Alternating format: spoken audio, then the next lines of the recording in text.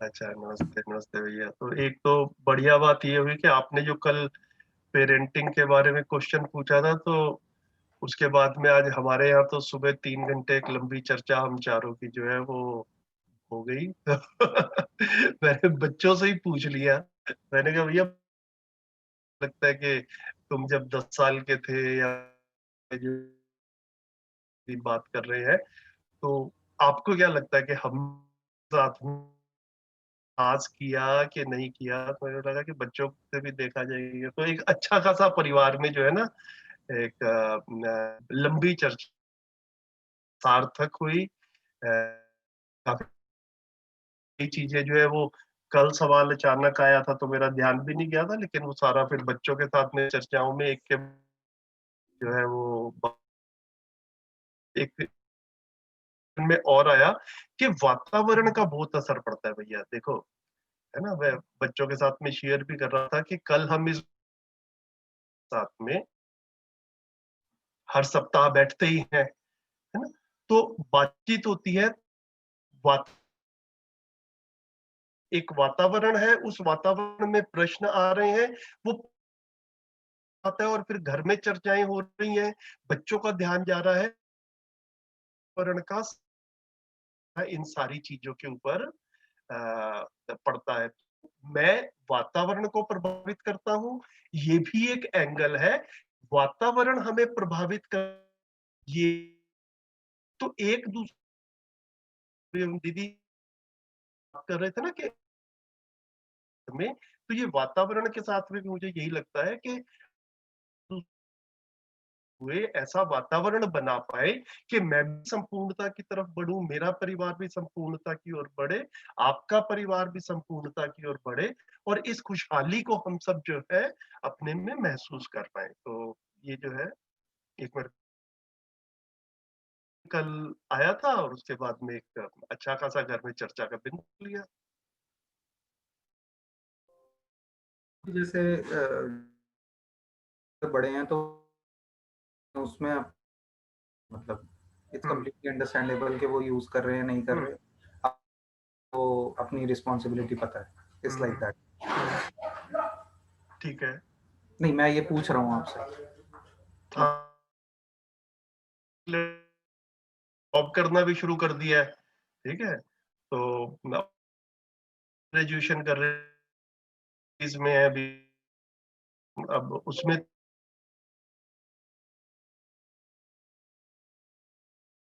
मामला, अभी तो उनकी करना था, वो अभी तक करना था, है ना? तो मतलब वो ज्यादा तक काम ना किया हो तो फिर आगे चल के जब बच्चे की पढ़ाई पूरी हो जाती है, पूरा नहीं हुआ है, फिर जब हम कुछ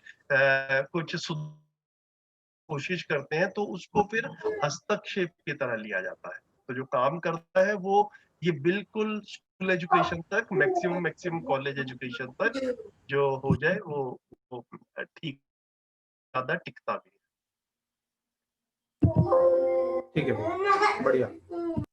तो कल वाला जो सामने भी रखा, तो बच्चों ने एक दो एग्जाम्पल्स दिए, को याद कराए, मैं तो भूल भी चुका था। तो बच्चे कहने लगे कि पापा क्या रहता है कि एक होता है वर्चुअल वर्ल्ड और एक होता है रियल वर्ल्ड, तो real world is always more exciting than virtual world. तो पेरेंट्स के साथ मतलब हमारे, एक हमारे साथ में अच्छी बात ये रही कि आप दोनों का ना पूरा समय हमको मिला।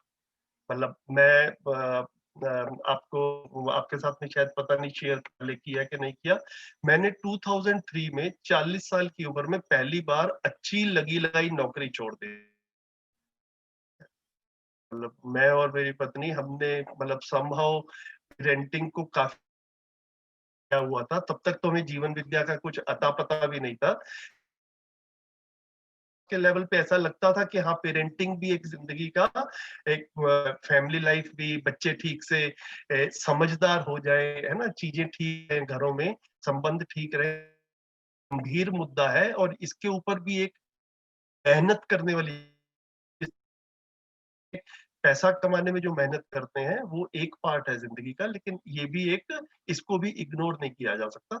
तो वो जो मैंने जॉब छोड़ी, और ऋतु तो मतलब उन्होंने तो शादी के टाइम पे ही अपना जो पहले जॉब करती थी वो छोड़ दी थी और शादी के बाद नहीं की। तो हमारे पास में काफी समय रहा बच्चों के साथ में स्पेंड करने के लिए। तो हमने दिल्ली के काफी जो मतलब ऐसा देखे, ऐसी जगहें जहां पर बच्चों का ना, हर बच्चे का मैंने ऐसा पाया है नेचुरली इंटरेस्ट रहता है। आप किसी बच्चे को चिड़ियाघर ले जाओ, बच्चे का मन ना करे ऐसा हो नहीं सकता, है ना। आप किसी बच्चे को पार्क में ले जाओ और वहां पे उसको या कहीं और पे, मतलब जहाँ पे झूले वगैरह है, जैसे इंडिया गेट में एक चिल्ड्रन पार्क है, वो टाइम पे आज से नया नया बना था, मतलब वहां पर लेकर जाओ। इंडिया गेट में राष्ट्रपति भवन के पास में बोटिंग होती है, ठीक है, आप बच्चों को बोटिंग के लिए ले जाओ, तो किसी बच्चे का मन ना करे ऐसा हो नहीं सकता। तो हम बच्चों से बात करें तो बच्चों ने ये याद कराया कि बाबा, आप आपके पास में समय रहता था तो आप हमको इन सब जगहों पर लेकर जाते थे, और ऐसी जगहों पे लेकर जाओ। तो काफी बार क्या रहता है, मेरे को याद है एक बार रेल म्यूजियम पर एक सपेरा सांप का डांस करा रहा था, है ना। दिल्ली में या हमारे देश में ये वाली चीजें भी कॉमन है। अब भैया कौन सा बच्चा है जो सांप को जो है वो बीन बजते हुए सांप को देखे और उसका मन ना लगे, है ना। कितने घर के आगे से जो है वो बंदर को लेके साइकिल पे चलता है कि भैया 10-20 रुपए उसको मिल जाते थे, और वो अच्छा सामने 15 मिनट बैठ के अच्छा बंदर का नाच दिखा देता था। तो ये रियल वर्ल्ड है। ये हम बच्चे को जब इससे एक्सपोज करते हैं तो ऐसा मतलब बच्चों ने कहा, तो ये जो था ये ऑलवेज मोर एक्साइटिंग रहा। तो मतलब ऐसे ऐसा लगा नहीं कि नहीं ये सब नहीं करना और टीवी देखना है या इंटरनेट करना है या कुछ और करना है। तो जैसे कल मैं थोड़ा सा क्योंकि प्रश्न अचानक आ गया था और मेरी यादें भी थोड़ी पुरानी हो चुकी थी, तो इमीडिएटली याद नहीं थी। तो जो मैं उस टाइम पे आपको कह रहा था कि हम बच्चा तो सुख चाहता है, जिस जो सुख उसे टीवी से मिल रहा है उससे ज्यादा सामने रख पाएंगे, सुख के साथ में रहेगा। तो ये हम अपने को बच्चे को देखते हुए, अपने को देखते हुए, अपनी समय सीमाओं को देखते हुए, अपनी जिम्मेदारियों को देखते हुए कैसे वो वाले विकल्प जो है वो बच्चे के सामने लेकर आए। तो दिल्ली तो हमने तो काफी एक्सप्लोर किया है। आप भी दिल्ली में ही हैं, कभी ऑफलाइन बैठकर बात करनी हो तो आपको पूरी इन जगहों की लिस्ट बता देंगे जो कि मोस्टली अनएक्सप्लोर्ड है, लेकिन बच्चों को काफी अच्छी लगती है। एक साइंस म्यूजियम है प्रगति मैदान के पास में ना, वहाँ पे काफी चीजें ऐसी रहती हैं कि वो बच्चे जाते हैं वहाँ पे तो 2-4 घंटे जो है वो बड़ा अच्छा ही लगता है उनको। तो साथ के साथ कुछ ना कुछ जो है वो ब्रेन के न्यूरॉन्स भी जो है वो भी एक्टिवेट होते रहे हैं। छोटी उम्र में ये इंद्रियों से चीजें देखते हैं और कुछ ना कुछ तर्क भी डेवलप होता है साइंस वगैरह देखकर। काफी सारी मैजिक ट्रिक्स जो है घर में, आपके यहाँ तो जोड़ो ज्ञान का इतना कुछ जो है मेरे ख्याल से रहता होगा, तो वो सब भी मेरे आई एम श्योर कि आपने ट्राई किया होगा। तो मेरे को लगता है कि कोशिश करते रहे, कहीं ना कहीं पे क्लिक होगा चीजें तो ठीक से सेट हो जाएगी। ठीक है भैया, बिल्कुल।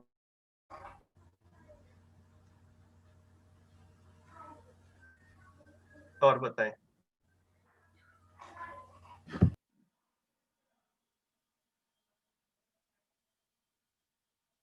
भैया भी ज्वाइन करें, भैया स्वागत है। जी नमस्ते नमस्ते भैया। कितनी देर हुई ज्वाइन किए भैया, कितना सो? भी 2 मिनट हुआ। 2 मिनट हुए, ठीक है।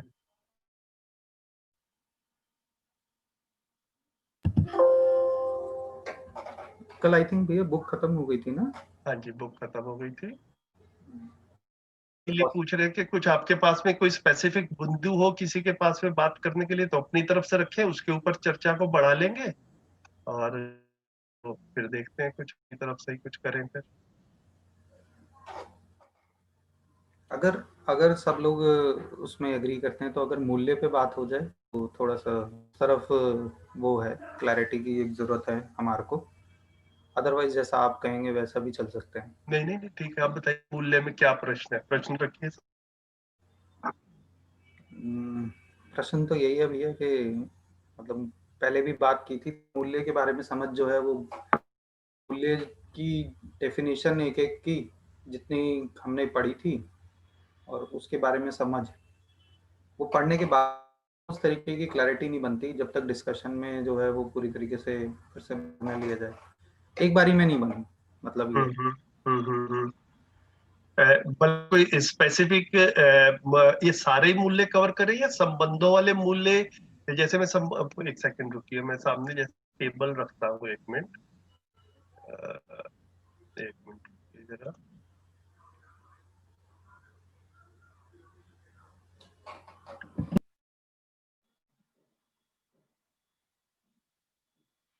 तो ये जैसे 30 मूल्य हैं, एक सेकंड में अपनी, हाँ ठीक है।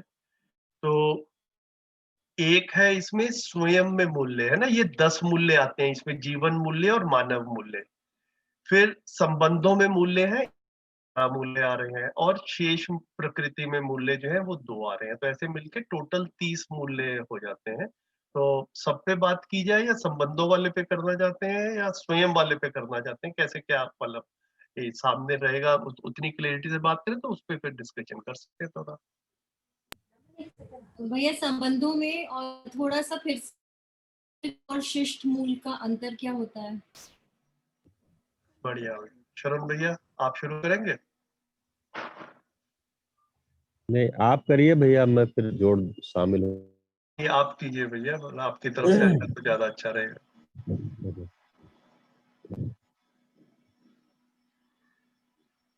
जी। स्थापित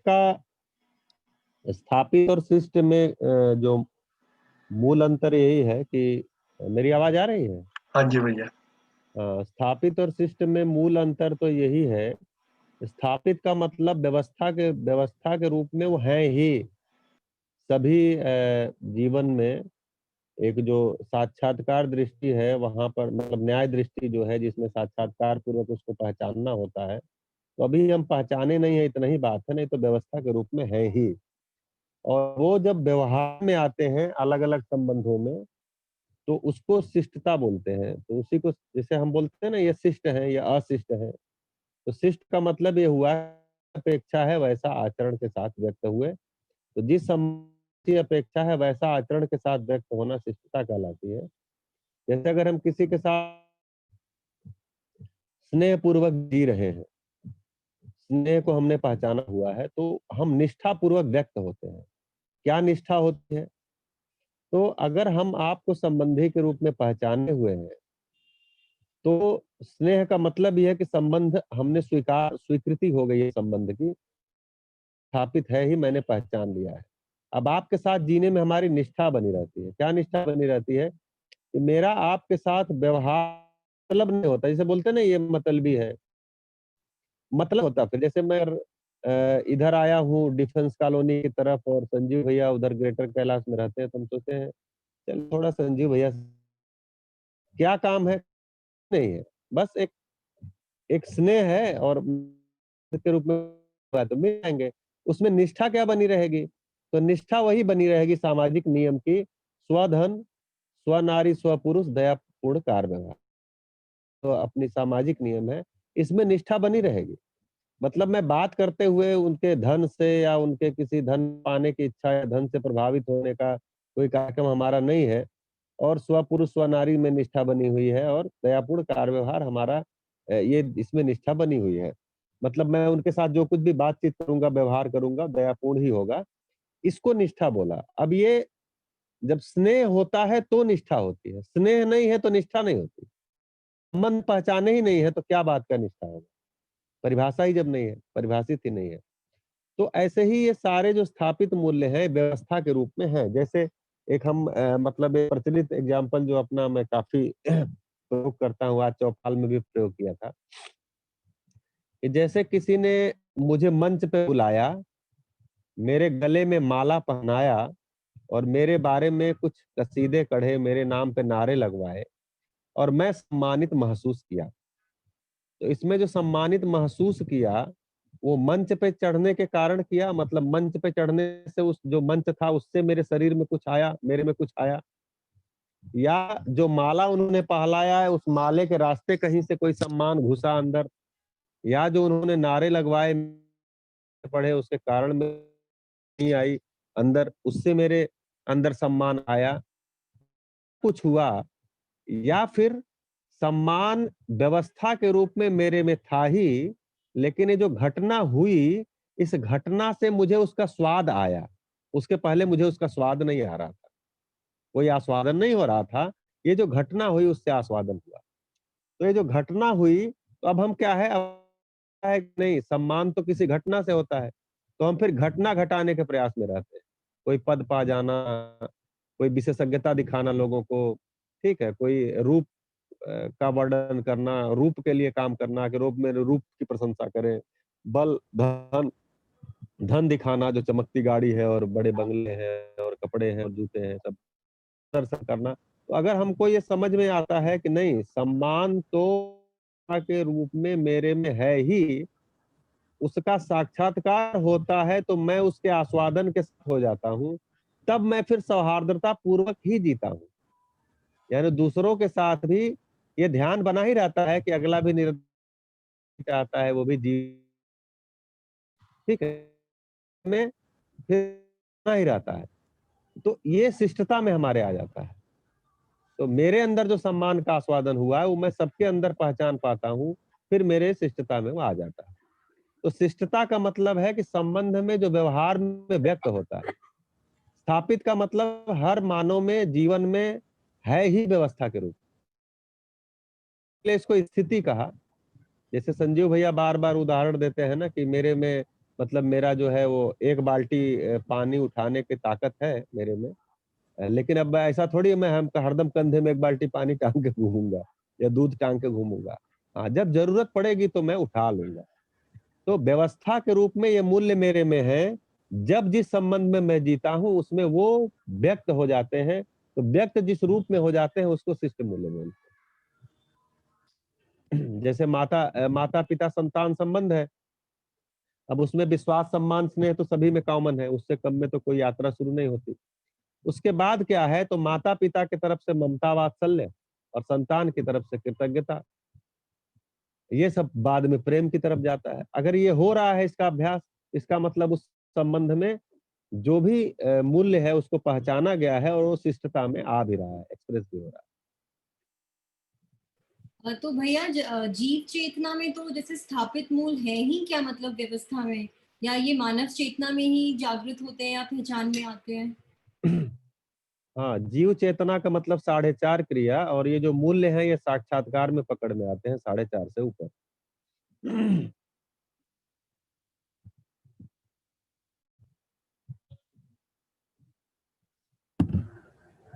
होने के रूप में है, पहचानने के रूप में 4.5 क्रिया से ऊपर जब जाते हैं साक्षात क्रियाकार क्रिया में, ये मूल्यों का ही साक्षात्कार होता है। मूल्यों का ही साक्षात्कार होता है और व्यवस्था में इसी का बोध होता है।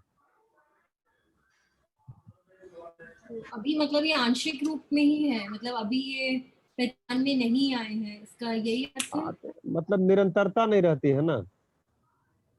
जी 4.5 क्रिया में किसी भी चीज की निरंतरता नहीं रहती। उसी प्रकार से मूल्य कभी झलक गए, कभी उसका आभास हो गया, लेकिन वो निरंतरता नहीं रहती। किसी का मैं बहुत सम्मान करता हूँ, लेकिन उसके बाद ना कुछ देख लिया, कोई बात सुन ली, तो हम तुरंत, मतलब फिर हमको लगता है ये तो सम्मान गलत ही कर दिया, मतलब संभाव मेरे में गलत, ठीक है। तो अब ऐसा नहीं है कि वो आदमी सम्मान मतलब ऐसा था ही या ऐसा रहा ही होगा, लेकिन हमारे में ही वो स्थिर नहीं है, स्थिर नहीं हुआ है, निरंतरता नहीं है। जैसे भाव स्थिर होते हैं तो विचार निश्चित होते हैं, विचार निश्चित होता है तो हमारा कार्य व्यवहार भी एक व्यवस्था की तरफ ही होता है। और हम सम्मान को तो व्यवहार के बेसिस पे समझते हैं ना। जी, आवाज नहीं आई। भैया, पर हम लोग सम्मान को व्यवहार के बेसिस पे समझते हैं ना।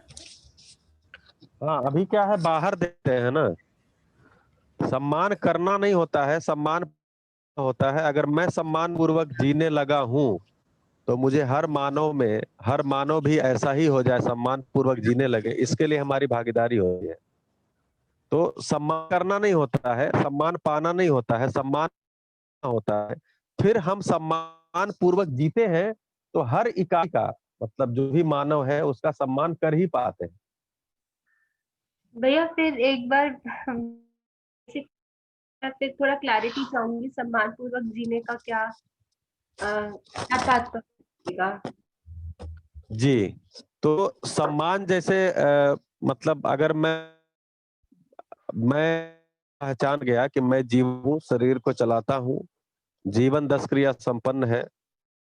4 क्रिया में जीव चेतना में जी रहा है, इसके कारण ही कभी सुखी होता हूँ, कभी दुखी होता हूँ और मैं संबंध एक जैसा गिला शिकवा शिकायत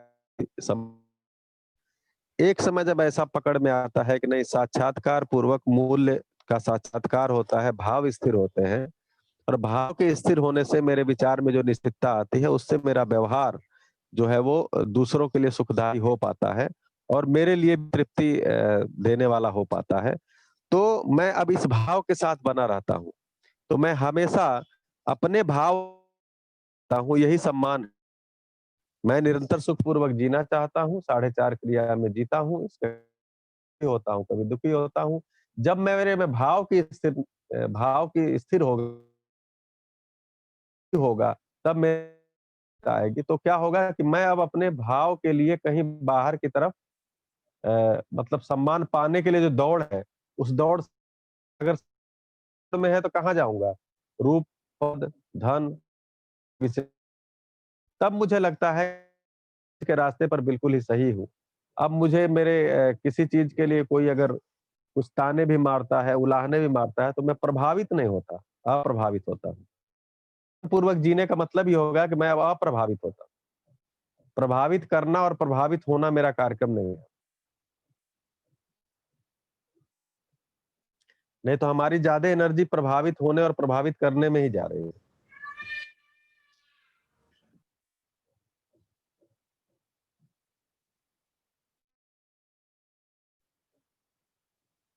आप कुछ बोल रहे हैं क्या? माइक म्यूट है आपका। हाँ जी। सॉरी भैया, सॉरी। मैं कह रहा था कि भैया क्योंकि काफ़ी दिनों बाद चर्चा हो रही है और अभी कहीं न कहीं पे प्रश्न बने हुए हैं इन पे, तो सम्मान को भैया वो जो परिभाषा के साथ में रखते हैं ना, सही मूल्यांकन, सम्यक, वैसे हाँ। करके एक बार बताएँगे तो मेरे को लग रहा है कि वो बिल्कुल उस तरफ लेकर जाएगा। अच्छा, मुझे लगता है अगली क्लास वाला बताना था। नहीं, नहीं, पहले वाला ही बताइए, अभी उसपे टिकेंगे तो ज़्यादा ठीक रहेगा। जी। भैया अभी तो बहुत मुश्किल लग रहा है हाँ, हाँ, हाँ। समझने में, क्योंकि आप जो बोल रहे हैं कि चलिए देख तो सकते हैं, देखने के बाद क्या होगा ये नहीं पता। ये देख सकते हैं कि अस्थिरता है, ये देख पा रहे हैं कि प्रभावित हो रहे हैं, ये देख पा रहे हैं कि कभी-कभी ऐसा होता है जब मूल्यों का थोड़ा लगता है कि निश्चितता है तो विचारों में भी आता है। तो वो देखना काफ़ी है। बिल्कुल, तो जो संजीव भैया कह रहे हैं कि जब हम लोग सम्मान को एक शुरू में ही समझे थे, तो सम्मान की परिभाषा आई थी सम प्लस मान। सम प्लस मान यानी जो जैसा है उसका वैसा ही समझना, वैसा ही मूल्यांकन। अधिमूल्यन और अवमूल्यन दोष से मुक्त हो जाना। अधिमूल्यन, अवमूल्यन, निर्मूल्यन। ये जो 3 चीजें हैं किसी का मतलब एक अंडर इवैल्यूएशन करना या ओवर इवैल्यूएशन करना या कुछ का कुछ मान लेना, इससे मुक्त होना ही सम्मान मतलब एक जो जिसको बोलते हैं सम्यक मान, बिल्कुल जैसा है उसको वैसा ही समझना, इसको बोलते हैं सम्मान। तो मानव जैसा है उसको वैसा ही समझना, संबंध जो जैसा है उसको वैसा ही समझना, सुविधा जो जैसा है उसको वैसा ही समझना। मतलब ये होते हैं मतलब फिर हमारी दृष्टि पूरी सम्मान दृष्टि हो जाती है, उसी को बोलते हैं सम्मान पूर्वक जीना।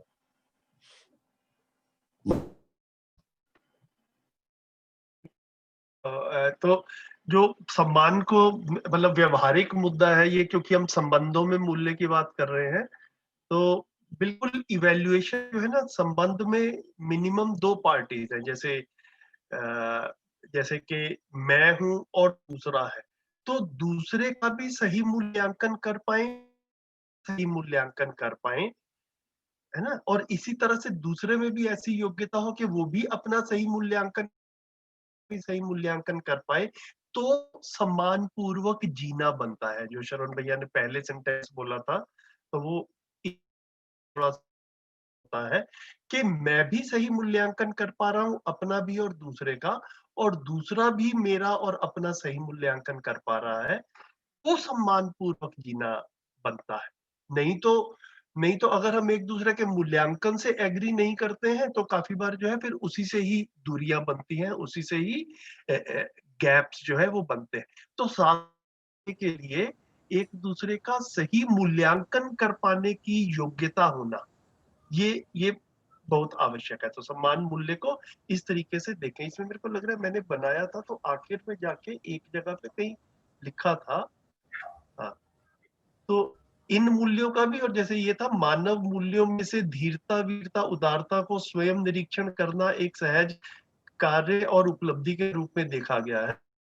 धीरता, वीरता, उदारता नहीं, मतलब सभी को स्वयं निरीक्षण कर पाए, अपने में देख पाए कि भी मैं मूल्यांकन सही कर पा रहा हूं या नहीं कर पा रहा।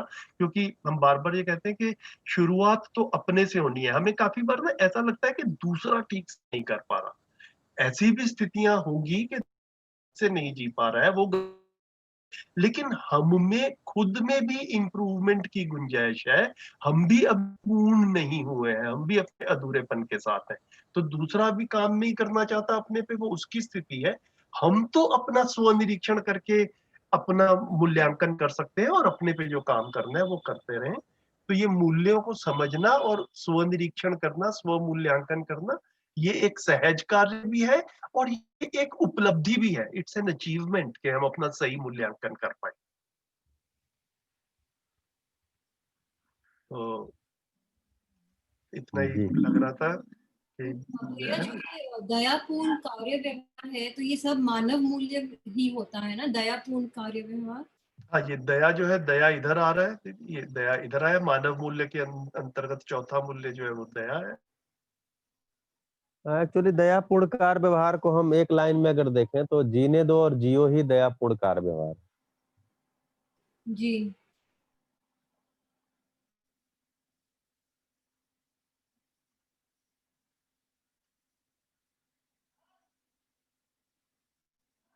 मतलब वो एक ही उसी लाइन में, मतलब वो सारा उसको कह रहे हैं ना, मतलब जो हमारा चरित्र होना चाहिए, तो दयापूर्ण कार्य व्यवहार से ही वो सब कुछ बता रहे हैं, मतलब इसी में सब कुछ आ जाता है।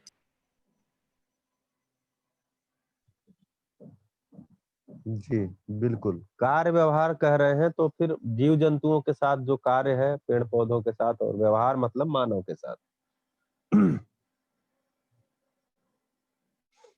जी भैया।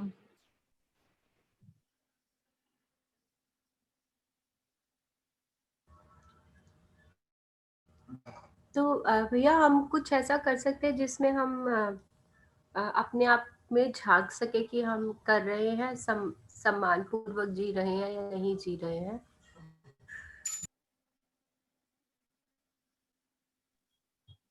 जी, तो भैया ने अभी जैसे कहा ना, अपने पे कितना ध्यान रहता है, मैं अपना मूल्यांकन ठीक से कर पाता हूँ क्या?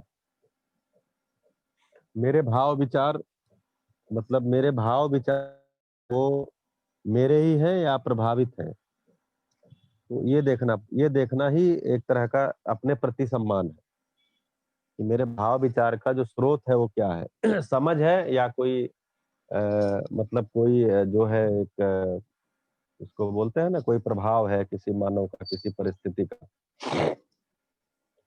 तो वो कितना कितना मैं अपने भाव और विचार में हूँ, मतलब मेरे मेरे भाव और विचार मुझे दिखते हैं क्या, कितना मैं अपने भाव और विचार के साथ हूँ, तो मेरा कितना ध्यान है, वो सही सही मूल्यांकन कर पाना। दूसरे मौके का तो दूसरे के साथ भी प्रस्ताव ही हम रख सकते हैं, दूसरे के सामने भी एक, मतलब हम अपना जो भी कुछ कर रहे हैं वो करके प्रभावित होगा कि नहीं होगा, लेकिन अपना हम भाव और विचार कितना देख पा रहे हैं, कितना उसका सही मूल्यांकन कर पा रहे हैं, व्यवस्था के अर्थ में है या अव्यवस्था के अर्थ में। भैया मान लीजिए मैं अपना मूल्यांकन करती हूँ और मैं पाती हूँ कि मैं प्रभावित हूँ। तो अभी धीरे धीरे उसी को कम करना है। हाँ, तो वो कम करने के लिए भी कोई एक समझ की जरूरत होगी, क्योंकि होता यह है कि फिर आप दूसरों को मूल्यांकन करना शुरू करते हैं ना, हम्म। मतलब फिर वहां पर फंसने वाली परिस्थिति हो जाती है। बिल्कुल, तो अगर हम पा गए अपने को कि मैं अब भाव और विचार पे स्वयं पे ही निर्भर हूँ, स्वतंत्र हूँ, स्वनियंत्रित हूँ, लेकिन दूसरा जो है अपने भाव और विचार के लिए स्वनियंत्रित नहीं है, स्वतंत्र नहीं है, तो मैं उससे पीड़ा में आ जाता हूँ कि जो जिसके साथ जी रहा है और फिर हम कैसे साथ जी पाएँगे। तो ठीक है, मतलब मानव के साथ अगर अगला आदमी ने जिस विधि से आप अपने भाव और विचार को देख पाए, उसी विधि से सामने वाला आपका संबंधी भी देख पाएगा। कोई शॉर्टकट नहीं है, जैसे आपके लिए कोई शॉर्टकट नहीं था, वैसे उसके लिए भी कोई शॉर्टकट नहीं है। एक्चुअली जब तक मानवीय परंपरा नहीं है, तब तक श्रम ज़्यादा है। मतलब आप समझ गए, साथ वाला नहीं समझ करेंगे, ये सब श्रम ज़्यादा है। धीरे-धीरे शिक्षा व्यवस्था में ये आते हुए अगर आगे 100 सवा 100 साल, 150 साल, 200 साल जितने लगे, समय का ज्ञान के लिए समय की कोई सीमा नहीं है। अगर ये परंपरा हो जाती है तो ये सब चीज़ें सहज हो जाएँगी। हमको लगता है कि इतना कठिन है, फिर ये समाज में कैसे होगा, कैसे बदलाव होगा? अभी तो एक परिवार में ही बहुत कठिन हो रहा है। तो ऐसा चूँकि अभी प्रचलन नहीं है इसलिए कठिन है। जब ये प्रचलन हो जाएगा तो सहज हो जाएगा। जैसे मोबाइल का जब प्रचलन नहीं था तो एक मोबाइल चलाना भी बहुत कठिन काम था और मोबाइल जब मतलब दुकान से लेते थे वो आधे घंटे तक उसको इंस्टॉल करता था और चीज़ें। अब तो लोग ऑनलाइन मंगाते हैं, खुद ही घर पे उसको सारा सारा कुछ इंस्टॉल करना और ओके करना चालू कर देना, सारे फंक्शन खुद ही समझ क्यों अब ये प्रचलन में आ चुका है। उसकी टेक्नोलॉजी भले न जाने। एक ये था कि जब हम अपना मूल्यांकन करते हैं, उसकी समझ भी हमारे पास होगी तभी मूल्यांकन करेंगे, कभी वो गलत भी हो सकता है, कभी तो अपना भी किया फिर दूसरे का भी किया, तो हर जगह पे अगर एरर के साथ ही होगा तो हम ना सम्मान पा पाएंगे ना ही, तो उसके लिए क्या होना चाहिए? अध्ययन अब प्रयास हो रहा है, ये हमारी उसी दृष्टि के उदय के लिए हो रहा है कि हम सही मूल्यांकन कर पाएँ। सम्मान भी हो, सही मूल्यांकन। तो ये सारा अध्ययन हम जो कर रहे हैं, जो अभ्यास करने का जो हमारा मन बन रहा है, वो उसी लिए है कि हम सही मूल्यांकन की हमारी दृष्टि हो जाए। नहीं तो 4.5 क्रिया में हम जी रहे हैं ना, उसमें भी मान लीजिए हम कुछ कर ही रहे हैं मूल्यांकन, लेकिन सही नहीं हो पा रहा है। तो सही मूल्यांकन करने लग जाएँ, सही मूल्यांकन की हमारी दृष्टि हो जाए, उसके लिए ही अध्ययन और अभ्यास है। तो थोड़ा ऐसा तो प्रतीत हो रहा है कि कभी 4.5 क्रिया में और कभी 5 क्रिया में, कभी इधर या उधर या फिर न्याय धर्म सत्य की तरफ कभी अ, थोड़ा रुझान या फिर उसको कह लें थोड़ा बेंट कई बारी हो पाता है, या उस एरिया में कभी कर पाए कोई मूल्यांकन या कोई निर्णय ले पाए और फिर 4.5 क्रिया, तो इस तरीके से ही चलता है जो जिसको अभ्यास बोल रहे हैं या हाँ, अभी अभ्यास में तो चलेगा क्योंकि जो मतलब जो अपनी जो न्याय की दृष्टि है, वो उसमें निरंतरता नहीं है। लेकिन हम ये देखें कि उसका टाइम बढ़ रहा है या 4.5 वाला टाइम बढ़ रहा है, या 4.5 वाला वहीं टिका है और न्याय वाला भी टाइम उतना ही पे पड़ा हुआ है। कौन-सा टाइम बढ़ रहा है, ये देखना पड़ेगा। अभी एट प्रेजेंट तो मेरे को ऐसा लग रहा है भैया कि 4.5 में कुछ चीजें हैं जिसमें जिनका टाइम कम हो रहा है। बढ़िया। ये नहीं कह पाऊंगा मैं अपने लिए कि बाकी जो कुछ में टाइम बढ़ रहा है, मगर हाँ ये देख पाता हूँ अभी एकदम आपके बोलते ही कि उनका टाइम कम हो रहा है, तो फिर जो टाइम बच रहा है वो कहाँ जा रहा है? जी जी वो भाव की तरफ जा ही रहा होगा। ठीक है, उसको चूँकि हम स्पष्ट अभी नहीं देख पा रहे हैं, लेकिन धीरे-धीरे वो भी देख लेंगे। बढ़िया। भैया एक ये था जैसे स्थापित और शिष्ट, स्थापित जो है जो ऑलरेडी होता है, जो एग्जिस्ट करता है संबंधों में, या मतलब जो मूल्य है, अगर मैं ये कहूँ, और शिष्ट मतलब उसको जीना, जी। तो भैया विश्वास को किस तरीके से देखेंगे? विश्वास, अगर आपको विश्वास का आस्वादन है तो आप विश्वास पूर्वक जीते हैं। विश्वास पूर्वक जीते हैं का मतलब ये है कि आप में सौजन्यता आती है। यानी आप जिसके साथ भी विश्वास पूर्वक जीते हैं उसके साथ कुछ कर पाते हैं। उसके मतलब सहयोगिता, सहकारिता, सहभागिता कर पाते हैं। अगर विश्वास ही एग्जिस्ट नहीं कर रहा है तो सहयोगिता, सहभागिता, सहकारिता, जो सौजन्यता के 2-3 आयाम बताए हैं, ये नहीं हो पाता है। मतलब उसमें भय बना ही रहता है, शंका बनी रहती है। विश्वास का मतलब ही ये हो गया, विश्वास पूर्वक जीने का मतलब ही हो गया कि संबंधी के साथ हम शंका मुक्त जी रहे हैं। अगर शंका बनी हुई है तो फिर हम विश्वास पूर्वक जी नहीं रहे। तो वो जो शंका मुक्त जीना हुआ उसको सौजन्यता बोलते हैं। और भैया स्वयं में विश्वास, थोड़ा सा मेरे को ऐसा लगता है कि स्वयं में विश्वास पहले आएगा और फिर मूल्यों में आएगा कुछ ऐसा। बिल्कुल। तो ये स्वयं में विश्वास जो है ये जीना, ये कैसे सीख सकते हैं या होना स्वयं चाहिए? स्वयं के प्रति जितना ज्यादा समझ बढ़ेगी उतना ज्यादा स्वयं के प्रति विश्वास आएगा। मैं जीवन हूँ, शरीर को चलाता हूँ, शरीर मेरा साधन है, शरीर मेरा साध्य नहीं है। और जीवन में 10 क्रियाएं हैं, 4.5 क्रिया में जीता हूँ, 4.5 क्रिया में जीने के कारण मैं धक्के खाता हूँ। 5वीं जो न्याय दृष्टि है वो अभी उदय नहीं हुई है, उसके उदय के लिए मैं प्रयासरत हूँ। मतलब ये जितना जितना हमारा स्वयं के तरफ, स्वयं के समझ से ही स्वयं के प्रति विश्वास रहता है। मैं व्यवस्था पूर्वक जी सकता हूँ, यही विश्वास है। सबसे पहले जो अपने में आएगा, स्वयं के बाबा जी भी बोले हैं कि जो मैं जब अनुभव संपन्न हो गया तो मेरे में जो सबसे पहली चीज आई, स्वयं के प्रति विश्वास है कि मैं व्यवस्था पूर्वक जी सकता हूँ, क्योंकि अस्तित्व एक व्यवस्था है। अस्तित्व जो है वो सत्ता में संपृक्त प्रकृति के रूप में है। मैं भी एक प्राकृतिक इकाई हूँ। सभी प्राकृतिक इकाइयां व्यवस्था पूर्वक अपने आचरण के साथ हैं। मैं भी व्यवस्था पूर्वक जी सकता हूँ।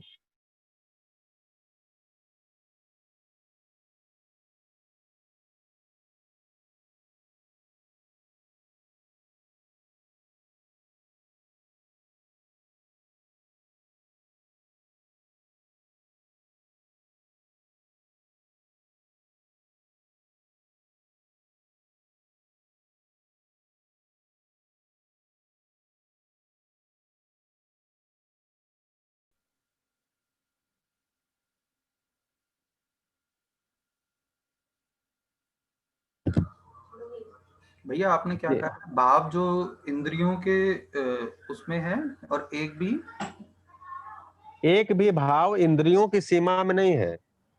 जो इंद्रियों की सीमा से परे है उसी को भाव बोलते हैं। विश्वास आपके इंद्रियों की सीमा में नहीं आएगा। सम्मान, स्नेह, ममता, कृतज्ञता, एक भी भाव आप इसमें देख लीजिए, इंद्रियों की सीमा में नहीं है।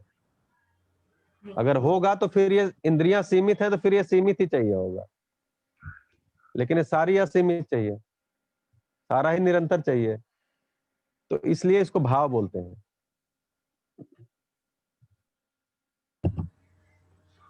भैया एक चीज मैं पूछना चाहती थी। हम मतलब मैं आपसे और संजीव भैया से पूछ रही हूँ, आप लोग इंद्रियों का कितना उसमें आप आ जाते हैं उस प्रभाव में? मतलब अगर हम भाव भाव का वो कर रहे हैं, या क्योंकि चाहे वो अच्छा खाना है कुछ अच्छा म्यूजिक सुनना या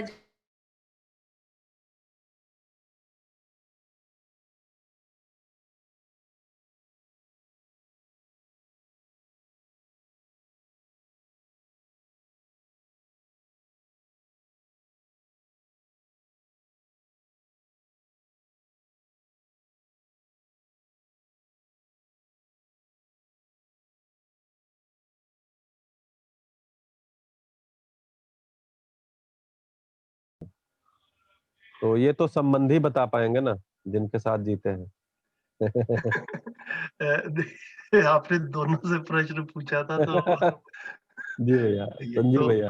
मैं इसको ऐसे देखता हूँ कि देखिए आवश्यकता अनुसार जो है ना, वो इंद्रिय सुख भी जितनी शरीर की आवश्यकता होती है वो उतना जो है वो ले भी लेते हैं। इसको अपराध नहीं कह रहे हैं, मतलब अपने में ना इस संकोच से, इस हेसिटेशन से, इस डाउट में ना फंसे रहे कि अगर मेरा इंद्रिय सुख की तरफ ध्यान जाता है तो मैं गलत रास्ते पे जा रहा हूँ। ठीक है, एक तो मुझे ये लगता है कि ये बिल्कुल क्लियर रहे अपने में कि यहाँ पर इंद्रिय सुख को अपराध नहीं कह रहे हैं। ठीक है, रुचि मूलक आस्वादन रहेगा ही, मैं किसी जगह पे जाऊंगा और वहां पे कई तरह का खाना होगा, तो मैं उसमें मेरा आस्वादन, मेरा चयन रहेगा ही। वो जो सबसे नीचे मन की क्रियाएं आती है ना, आस्वादन और चयन, तो मैं भी चयन करता हूँ और सभी लोग चयन करते हैं और अपने रुचि के हिसाब से चयन करेंगे।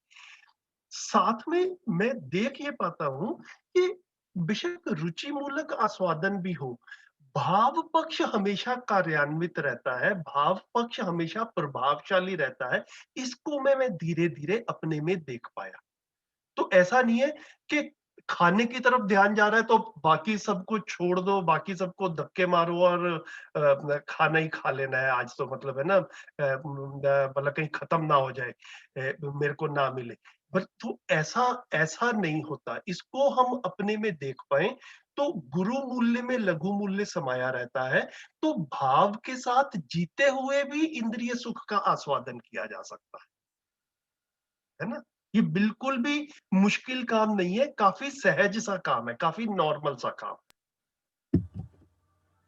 समझने के रास्ते में रसगुल्ला बाधा नहीं है, रसगुल्ला खा के भी समझा जा सकता है। बढ़िया, जितना मन करे उतना खा के समझ के कार्यक्रम जारी रखा जाए। जी तो मैं मतलब कई बार अपने आसपास जैसे देखता हूँ, तो जैसे एक ना, एक कहावत सी भी बनी हुई है इंग्लिश में कुछ कुछ ऐसी के, या हिंदी में भी उसका ट्रांसलेशन करते हैं कि खाने के लिए जीना है या जीने के लिए खाना है। ऐसा कहते हैं ना, ईटिंग टू लिव और लिविंग टू ईट। तो अब सुबह से शाम तक रहेंगे तो शरीर है, तो शरीर को खाना चाहिए, है ना। दोपहर को भी खाना चाहिए, रात को भी चाहिए, बीच में भी आवश्यकता अनुसार चाहिए। और जब खाना चाहिए, जिस समय खाना चाहिए उस समय अच्छा खाना मिल जाए, जैसे शरण भैया कह रहे हैं, स्वादिष्ट भी मिल जाए, पौष्टिक भी मिल जाए, तो अच्छी बात है। ये तो एक कार्यक्रम हो गया, कभी खाना खा लिया, खाने का समय समाप्त हो गया, अभी जो काम करना है उसकी भी सार्थकता निभाई जाए। दूसरा जो कार्यक्रम काफी लोगों का दिखता है, जो जितना ज्यादा प्रिय हित लाभ में जी रहे हैं, कि जैसे ही लंच खत्म हुआ इमीडिएटली प्लान ये बनना शुरू हो जाता है कि अब डिनर कहाँ पर खाएंगे, क्या खाएंगे, किसके साथ में खाएंगे। और डिनर खत्म होता है तो फिर अगले दिन के खाने का। मैं जब कॉर्पोरेट वर्ल्ड में काम करता था, मैंने अपने सीनियर्स को देखा, बॉम्बे से दिल्ली आते थे, मीटिंग्स होती थी दिल्ली में कई जगह पे, तो उनका पहले से ही मैसेज आ जाता था कि भैया एक नए रेस्टोरेंट का पता चला है, तो मीटिंग ऐसे ही फिक्स करना कि लंच उसके आसपास, मतलब लंच उस रेस्टोरेंट में कर पाए, तो मीटिंग जो है वो मतलब उस एरिया की कोई रहे। तो पूरा मीटिंग का शेड्यूल जो है वो लंच कहाँ पर करना है उसके उसको केंद्र में रखकर जो है वो प्लान किया जाता है। ठीक है। तो इस तरह से हम देख पाए, मतलब बेसिकली डिस्टिंक्शन अपना मूल्यांकन करते समय, कि मेरा जो है जिस तरह से भी प्लानिंग चल रही है, रोजमर्रा का क्रियाकलाप चल रहा है, उसमें खाना केंद्र में है या सार्थकता केंद्र में है। अब सार्थकता निभाते हुए शरीर का ध्यान रखना है, खाना खाना ही है तो उस समय खाना खा भी लेंगे, अच्छा खाना खा लेंगे, उसमें कोई प्रॉब्लम। हमारे हमारे मित्र कुछ जब एजुकेशन से जुड़ी ट्रेनिंग में जाते थे कहीं बाहर, लखनऊ और बेंगलोर वगैरह, तो वो बोलते थे कि बहुत ही अच्छा इंतजाम था। ट्रेनिंग में गया था 5-6 दिन के, बहुत ही अच्छा इंतजाम था। हमने कहा ट्रेनिंग में क्या हुआ? अरे ट्रेनिंग भी हुई, लेकिन खाने के समय तो 7 तरह के वो जूस रखते थे। हमने कहा ट्रेनिंग में क्या हुआ? कहे ट्रेनिंग में तो जैसे सब होती है वैसे ये भी हुआ।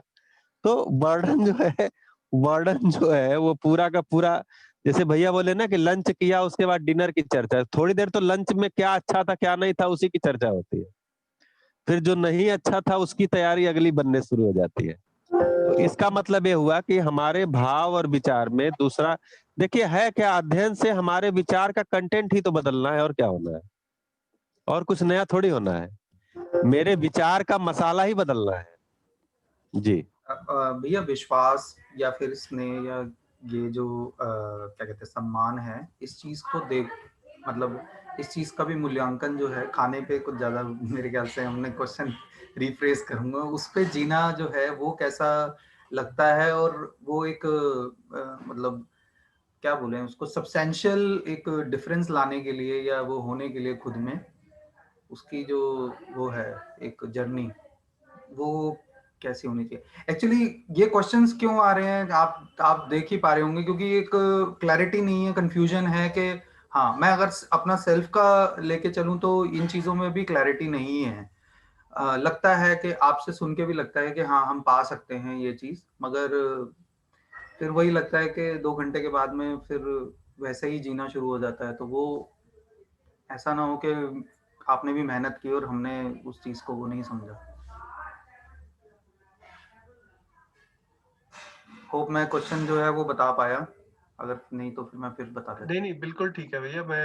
मैं अगर आपके प्रश्न को थोड़ा सा दूसरे शब्दों में रखूं, जस्ट टू वेरीफाई कि आपका प्रश्न यही है, तो मैं भी अपने में ऐसा देख पाता था। जैसे मैंने आपको बताया कि मैंने 40 साल की उम्र में एक अच्छी खासी कॉर्पोरेट वर्ल्ड मल्टीनेशनल में काम करते हुए जॉब को छोड़ा।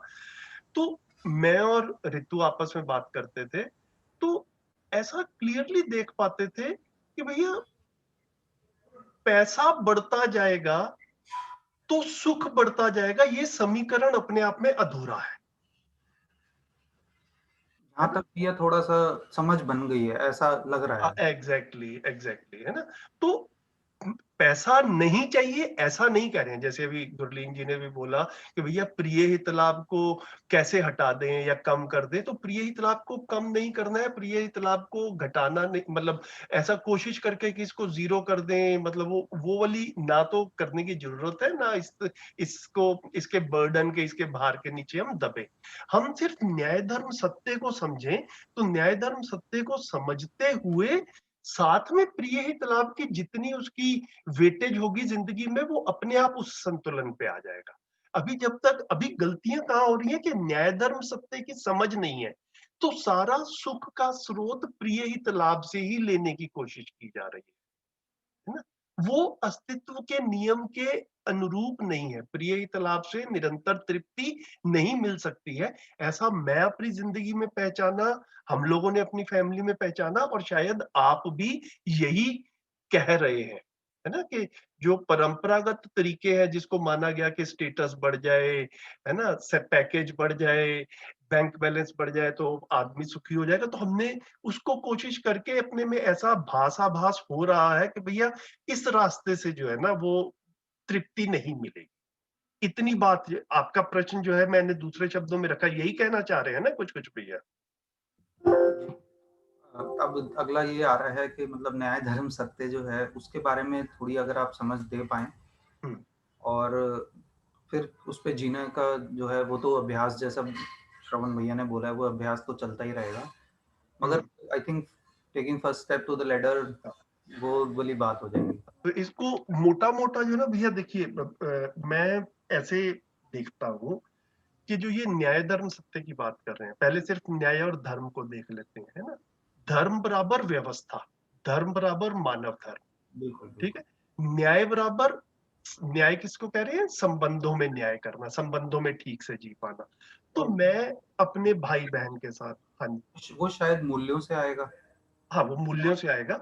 तो मैं, जैसे कि मैं चाहता हूं कि मैं अपने बच्चे की अपब्रिंगिंग में किसी खास तरह का ध्यान दे पाऊं, है ना, मतलब उसको सही वातावरण दे पाऊं। जैसे सुनील भाई हैं, राहुल जी कॉल में थे शायद, शुरू अभी भी हैं, तो ये है ना, हाँ, ये सब लोग जो एक्चुअल में होम स्कूलिंग की बात करते हैं, तो अगर होम स्कूलिंग के रूट कॉज में जाएं तो कहीं ना कहीं पर मुझे ऐसा लगता है, ये लोग वेरीफाई करेंगे, कि ऐसा लगता है कि हम एक्चुअल में बच्चे को शिक्षा देना चाहते हैं और स्कूल में शिक्षा देना चाहते हैं इस पर्पज से कि बच्चे को स्कूल से कुछ मिले, कुछ अच्छी बातें मिले।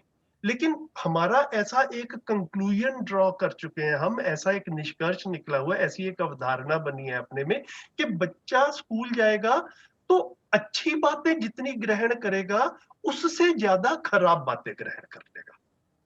तो नेट नेट में फिर ये निकलता है कि भैया ऐसे में तो बच्चा स्कूल में ना जाए तो ठीक है। तो हम अभी व्यवस्था की बात किस लिए करना चाहते हैं कि मैं अपने संबंधों में न्याय कर पाऊं और न्याय करता रहूं। लेकिन सभी लोग अगर न्याय नहीं करते, अगर समाज में वाइड स्प्रेड मैनर में लोगों का ठीक जीना नहीं है, तो मेरा अकेले में ठीक जीना जो है वो इफेक्टिव नहीं हो पाता। मैं अपने बच्चे को जितने भी संस्कार दूं, वो बाहर जाके दूसरे बच्चों के साथ में खेलेगा, अपने फ्रेंड्स के साथ में खेलेगा, टीवी देखेगा, और वो जो उल्टा पुल्टा वहां पर आएगा, मुन्नी बदनाम हुई, शीला जवान हुई, और ये सारी की सारी चीजें जो है, भैया हमारे सारे संस्कार फेल हो जाएंगे। ठीक है, तो न्याय हम संबंधों में चाहते हैं, और जब सभी लोग न्याय की चाहना के साथ होते हैं तो व्यवस्था बनती है ना। फिल्म बनाने वाले जो हैं वो भी न्याय की चाहना के साथ में हो, स्कूल में जो लोग बैठे हैं वो भी न्याय की चाहना के साथ में हो, जो देश चला रहे हैं वो भी न्याय की चाहना के साथ में हो, तो व्यवस्था बनेगी।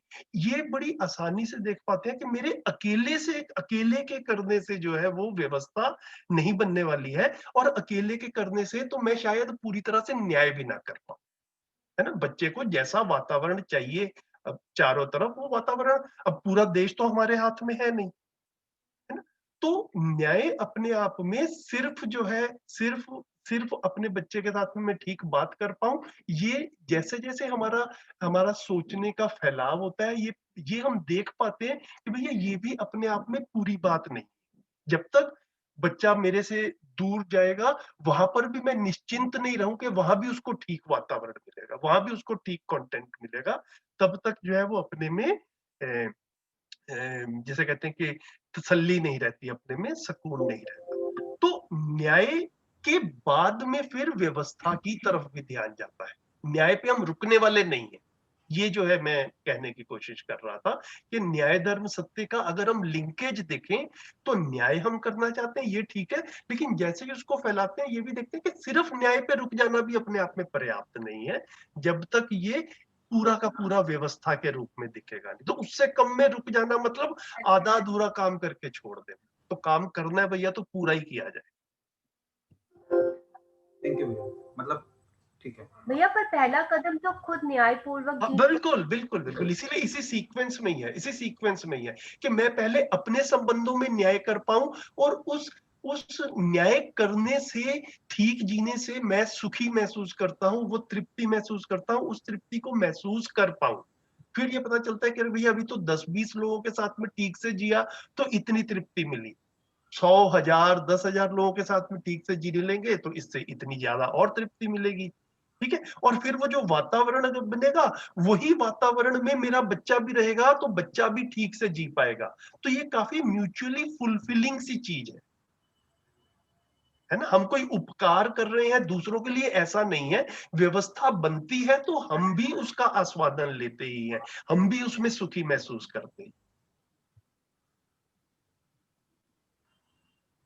और अभी हम जैसा जी रहे हैं इसके लिए हमने हमने बहुत समय लगाया है, 25 साल 30 साल, तो वैसा जी रहे हैं। अब हमको वो अब पता चल रहा है या तृप्ति क्यों थी, क्योंकि हम प्रिय हित लाभ दृष्टि में थे। अब न्याय दृष्टि होनी है, तो इसके लिए भी कुछ तो समय लगेगा। मतलब कितना लगेगा ये तो सभी का अलग अलग है, लेकिन समय तो लगेगा।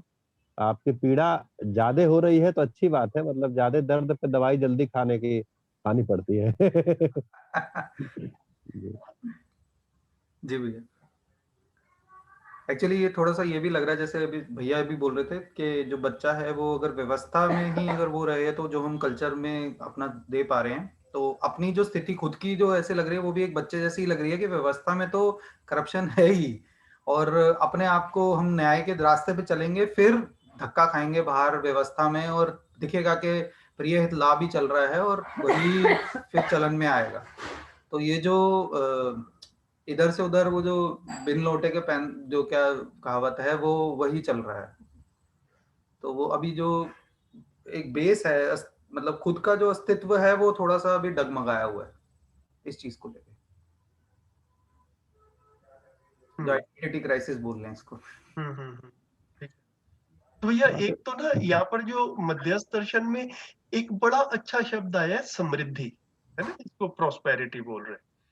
तो ये जहां पर पति पत्नी के रूप में एक परिवार में ये स्वीकार हो जाता है कि भैया हमारे पास में अपनी भौतिक आवश्यकताओं की पूर्ति करने के लिए कोई चिंता की बात नहीं है ना, अपने पे इतना विश्वास है कि कम से कम ये खाना पीना घर गाड़ी जो जो सुविधाएं हमने निर्धारित की हैं अपने जीने के लिए, ये अपने हाथ में है, इतनी योग्यता है, इतना विश्वास है कि इसके बारे में कोई चिंता वाली बात नहीं है। तो एकदम से क्या होता है कि अभी अपने आसपास काफ़ी गलती जो मैं कुछ ठीक-ठाक लोगों में भी देखता हूँ, वो उन्होंने अपनी भौतिक आवश्यकताओं का आंकलन ठीक से नहीं किया हुआ।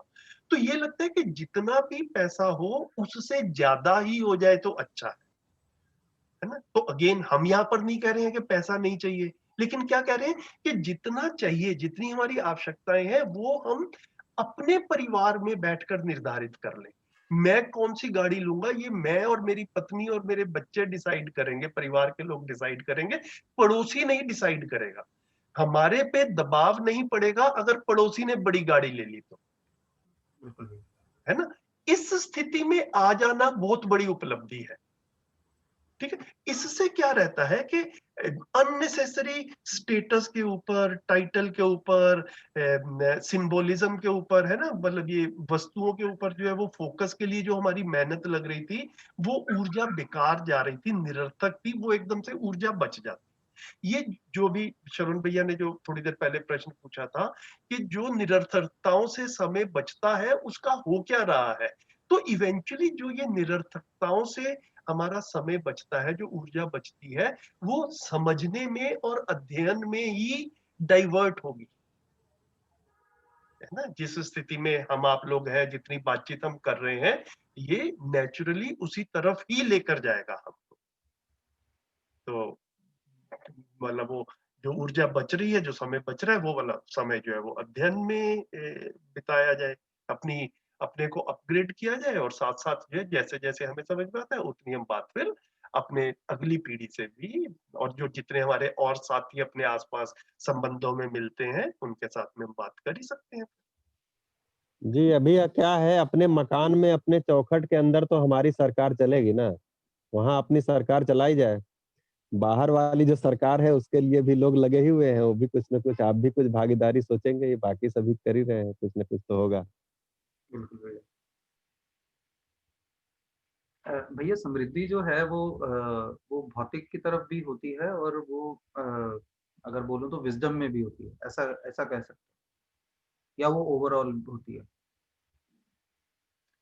शरण भैया बताइए?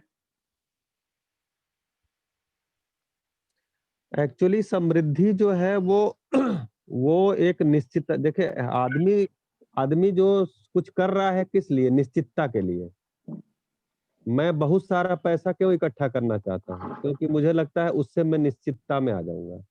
मैं बड़ा मकान बनाना क्यों चाहता हूँ? उससे मुझे लगता है कि मैं जो है मकान के होड़ में जो है आगे बढ़ के मतलब एक निश्चितता में आ जाऊँगा। मैं मकान में बड़े-बड़े ताले और बड़े-बड़े लॉक, डिजिटल लॉक, ये सब सीसीटीवी ये सब क्यों लगाना चाहता हूँ?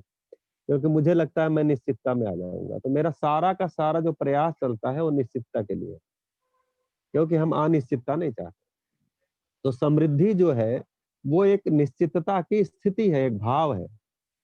और ये वस्तुओं के बारे में ही है कि मेरी आवश्यकता को मैं पहचान करके उससे थोड़ा अधिक उत्पादन को सुनिश्चित कर सकूँ, और ये मैं मतलब सुनिश्चित हो गया, ऐसा नहीं है कि सब हो ही गया। जैसे अब मान लीजिए मैं जो है वो मुझे जो है गाड़ी चाहिए, तो आज ही गाड़ी हो गई तो ही मैं समृद्ध फ़ील करूँगा, नहीं। मैंने अपनी आवश्यकताओं को पहचाना हुआ है, उस आवश्यकताओं के पूर्ति का तरीका भी मैंने पहचाना हुआ है। मुझे पता है, मैं 1 साल बाद गाड़ी ले लूँगा क्योंकि मेरी ज़रूरत है ये, ले लूँगा 1 साल में। तो मैं उसके प्रति निश्चितता में हूँ, तो समृद्धि वो भी स्थिति है। तो ये भाव है, समृद्धि वास्तव में भाव है, लेकिन ये भौतिक वस्तुओं के बारे में ही है।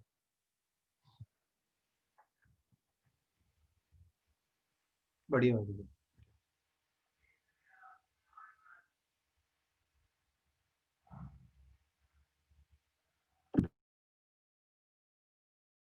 एक्चुअली अभी क्या है ना, अभी हम अभ्यास क्रम में हैं, तो इसमें प्रिय हित लाभ को लेकर के जो एक हमें कभी-कभी एक गिल्टी आ जाती है, अपराध बोध आ जाता है। तो ये अपराध बोध मतलब हम भी क्या है हमारे अध्ययन का, बताओ ना, लॉकडाउन हुए 6 महीने से हम अध्ययन कर रहे हैं, फिर भी हम आहार, निद्रा, भय, मैथुन से उभर नहीं पा रहे हैं।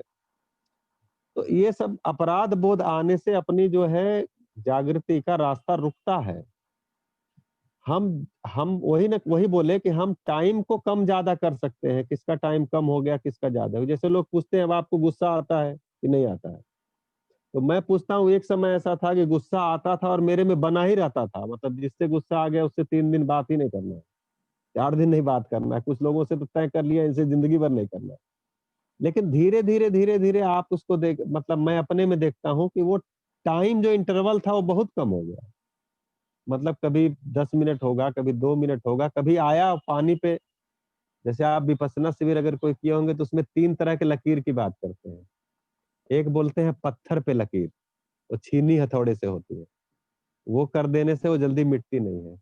दूसरी होती है रेत पर लकीर, आप डंडे से रेत पे लकीर खींच दिए, लेकिन हवा-ववा चला तो मिट जाता है, लेकिन जब तक हवा इत्यादि नहीं चला तब तक बना रहता है। एक होता है पानी पे लकीर, एक तरफ खींचते गए, दूसरी तरफ खत्म होता चला गया। तो अभी हमारे आवेश जो है वो पत्थर की लकीर वाले ही वैसे ही है, या कुछ रेत की लकीर जैसे अब होने लगे हैं, या अब एकदम पानी की लकीर जैसे हो गए हैं, या अब लकीर खींचने की जरूरत ही नहीं पड़ती। तो ये मतलब कितना हमारा ये आवेश वो कम कितने हो रहे हैं, ये तो हम पहचान सकते हैं ना। खत्म भले नहीं हो रहे हैं, अभी खत्म ही नहीं हो रहे हैं, बताइए क्या करें, खत्म ही नहीं हो रहे हैं, आवेश ही नहीं खत्म हो रहा है, हम क्या अध्ययन करेंगे। तो ऐसा नहीं है, आवेश तो है लेकिन अध्ययन चल रहा है, तो हमको आवेश को खत्म करने का प्रयास नहीं करना है, अध्ययन को बढ़ाना है। जैसे भैया बोले कि जैसे ही न्याय धर्म की दृष्टि हमारी होती है, प्रिय हित लाभ नियंत्रित हो जाते हैं। हमको इसको नियंत्रण नहीं करना है, ये खुद नियंत्रित हो ही जाएंगे, ये मुद्दा है।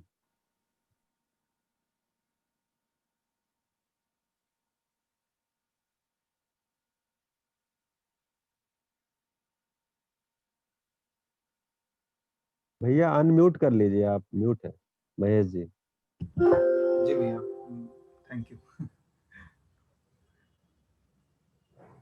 कुछ बोल नहीं रहा था भैया, बस वो बात कर रहा था, डिस्कस।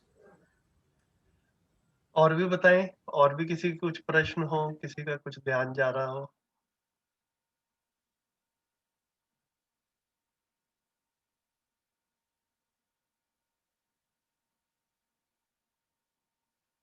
फिर से महेश जी आप म्यूट हैं, आपका मुंह हिल रहा है, कुछ बोल रहे हैं?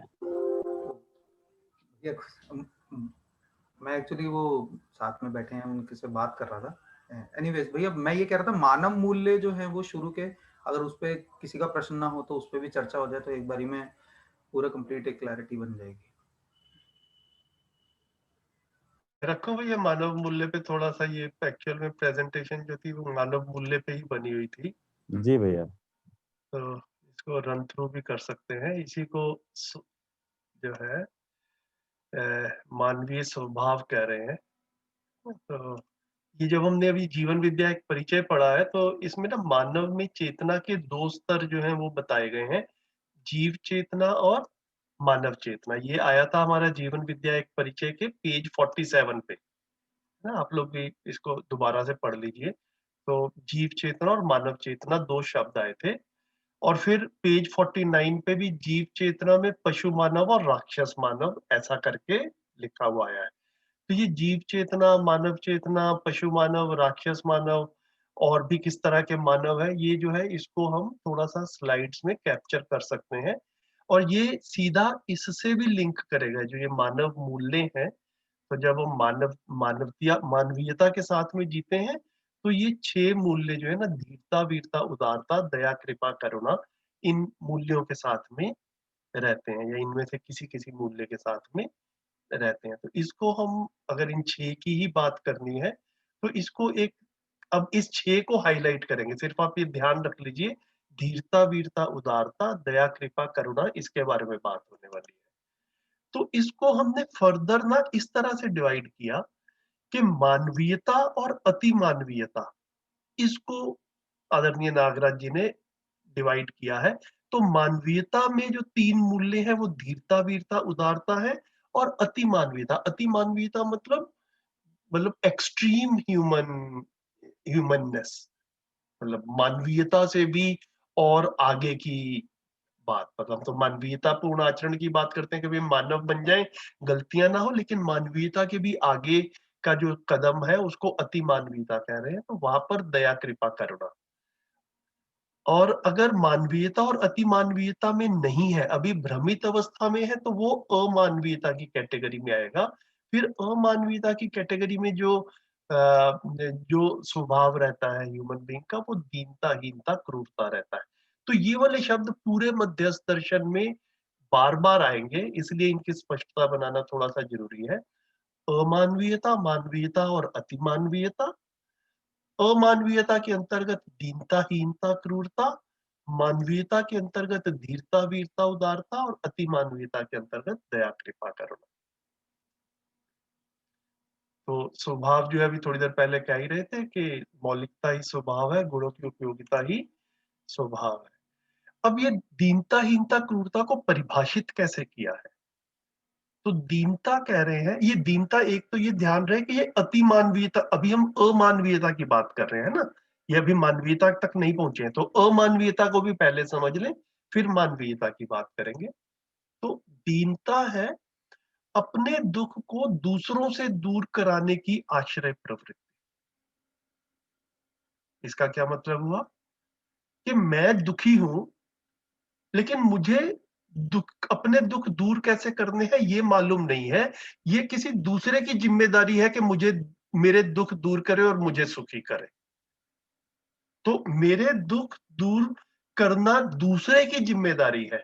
इस मनोभाव के साथ में जीना, ऐसे मानने के साथ में जीना, दूसरों पे डिपेंडेंसी है। मतलब तो जितना हम शिकायत वाला पार्ट देखते हैं, उसको मोटा-मोटा सा मतलब कि ये दूसरे की ही गलतियों से जो मेरे सारे दुख हैं, इनके बैकग्राउंड में सिर्फ दूसरा ही इनके पीछे है। इस प्रवृत्ति को दीनता कह रहे हैं। हीनता जो है बेसिकली क्या हो गया? जी। विश्वासघात। हाँ जी, बोलिए भैया, बोलते रहे, साथ-साथ प्रश्न सोसाइटी कर सकते हैं। सोसाइटी को लेके जो है बहुत ज़्यादा दीनता है, तो इसका किसको मतलब लेकर के? सोसाइटी को लेके या फिर व्यवस्था कह लेंगे, तो उसको लेके बहुत ज़्यादा दीनता है, तो अमानवीय स्वभाव है। व्यवस्था को लेकर पता नहीं, मैं अब आपने पूछा है तो मैं थोड़ा कंफ्यूज हो रहा हूँ भैया। इसको मानव मानव के बीच में ही कहेंगे या व्यवस्था को भी इसमें ला सकते हैं शरण भैया? नहीं, दीनता तो ये इंडिविजुअल में होता है ना, मतलब मैं दीन हूँ का मतलब मैं दुखी हूँ और मेरा दुख कोई दूसरा ही दूर करेगा। अगर मेरे जैसे बहुत सारे लोग हैं तो सभी दीन है। समाज दीन नहीं होता है। समाज मतलब कि मैं भी दीन हूँ, आप भी दीन है, वो भी दीन, मतलब सब के सब मिलके चलो भजन करेंगे, कीर्तन करेंगे, हमारे दुख दूर हो जाएंगे। या कोई सरकार आएगी और हमारा दुख दूर कर देगी, या हमारी जाति का नेता अगर मंत्री बन गया तो हमारा दुख दूर कर देगा, या मतलब हमारी परिचित कोई अधिकारी आ जाएगा तो मेरा दुख दूर हो जाएगा। ये सब जो अपने अंदर एक भावनाएं आती हैं, इसको दीनता बोलते हैं। मतलब मेरा जो दुख है वो कोई दूसरा ही दूर करेगा, ऐसा मान के बैठना। तो ये अगर मैं माना हूँ और लोग माने हैं, समाज के बहुत सारे लोग माने हुए हैं, तो वो दीन समाज में ही दीनता आ गई है और फिर। जो ऐसा माना हुआ है वो दीन प्रवृत्ति के साथ। जी, जी। ठीक हो गया महेश भाई? जी। फिर हीनता कह रही है विश्वासघात को, या अगर बिल्कुल सिंपल भाषा में कहें तो चालाकी को। ठीक है? तो मैं दुखी हूं ऐसा तो महसूस होता है मेरे को, और उसके लिए मैं कोशिश करता हूं, तो कोशिश में ये आ जाता है कि चालाकी से जो है मैं सुखी होने की कोशिश करता हूँ। थोड़ा धोखाबाजी कर ली, धोखाधड़ी कर ली, है ना? उस तरह से जो है वो इसको हीनता वाली जो है वो स्टेज कह रहे हैं। और फिर एक क्रूरता आ जाता है, जिसको कह रहे हैं कि स्व अस्तित्व को बनाए रखने के लिए बलपूर्वक दूसरे के अस्तित्व को मिटाने के लिए thoughts as well as activities, है ना? वैचारिक प्रयुक्ति और शोषण कार्य, जो भी कुछ हो वो ऐसा करना। तो मतलब उसके लिए दूसरे को मिटाने की जरूरत पड़े तो मिटा दिया, मारपीट कर दी, जो मर्जी कर दिया, तो उसको क्रूरता वाला जो है वो नाम दे रहे हैं। तो ये दीनता, हीनता, क्रूरता, ये जो है ये अमानवीय स्वभाव है, ऐसा कह रहे हैं। तो ये मानवों में पाए जाते हैं, लेकिन लेकिन समझदार मानव में नहीं पाए जाएंगे। अगर अगर हमको ऐसा दिखता है तो ये अभी अमानवीयता वाली स्थिति में है, मानवीयता वाली स्थिति में नहीं है। अब हम ये मानवीय स्वभाव को देखते हैं, जो धीरता, वीरता, उदारता, जहां से ये वाली स्लाइड में हमने धीरता, वीरता, उदारता से शुरू किया था। अब एक्चुअल में इस पे आते हैं। तो धीरता किसको कह रहे हैं? न्यायपूर्वक जीने में दृढ़ता एवं निष्ठा। कि भैया मैं जिन जिन संबंधों में जी रहा हूं, ऐसा ऐसा अपने में एक फर्म रिजोल्यूशन कि मैं न्यायपूर्वक ही जीऊंगा। ठीक, ये जो है एक प्रायोरिटी बन जाना, और इट इज नॉन नेगोशिएबल, इसके साथ में कोई कंप्रोमाइज नहीं होगा। मैं न्यायपूर्वक जीऊंगा, इसको धीरता कह रहे हैं। अब न्याय क्या है? न्याय जो है मूल्यों की पहचान, ये सारा का सारा जो है ये न्याय है। मूल्यों की पहचान, मूल्यों का निर्वाह, परस्पर मूल्यांकन और उभय तृप्ति। तो इसको न्याय कह रहे हैं। तो जब तक हमें जो आपके आज सुबह के अभी मतलब सेशन के शुरू के जो प्रश्न थे बिल्कुल ऑन ट्रैक थे। जब तक ये मूल्यों की स्पष्टता नहीं बनती है ना, इसको हम प्रैक्टिकल लाइफ में जोड़ के देख नहीं पाते हैं, इनको परिभाषाओं को प्रैक्टिकल लाइफ के साथ जोड़ते हुए, तब तक ऐसा लगता है कि अभी थोड़ा सा मामला वेग सा है, अभी अस्पष्ट है। तो इसकी स्पष्टता को बनाने के लिए कोशिश करते रहे, आप भी करते रहे, हम साथ में हैं। तो भैया आपने एक एग्जाम्पल दिया था कि आपने अपने सब रिश्ते देखे और किस में कौन सा मूल्य प्लेस करते हैं, ऐसे आप कुछ शेयर कर रहे थे। हाँ जी। और फिर से बताएंगे मतलब कैसे?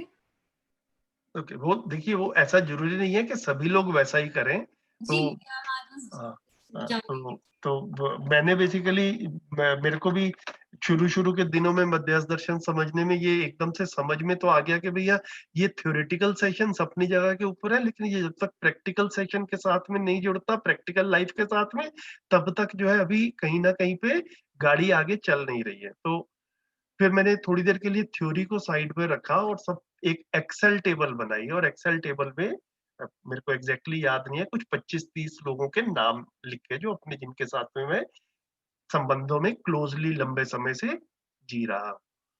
ठीक, और फिर सबसे पहले तो एक समरी लेवल पे ये लिखा कि मैं खुद इस संबंध में तृप्ति का भाव महसूस करता हूं कि नहीं करता।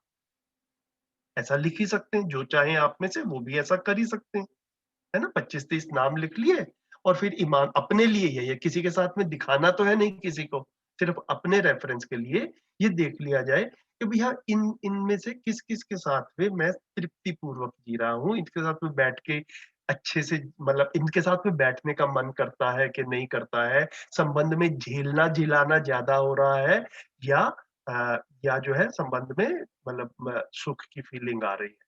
तो एक तो उसको समरी लिख लिया, और फिर ये जो 9 मूल्य हैं वो हर एक संबंध में जहां-जहां पर संबंध ठीक नहीं चल रहा, वहां पर ये देखने की कोशिश की कि संबंध ठीक नहीं चल रहा, तो इन्हीं मूल्यों में से कोई मूल्य होगा जिसको एक या ज्यादा मूल्य होंगे जो कि निर्वाह में ठीक तरीके से नहीं आ पा रहे हैं।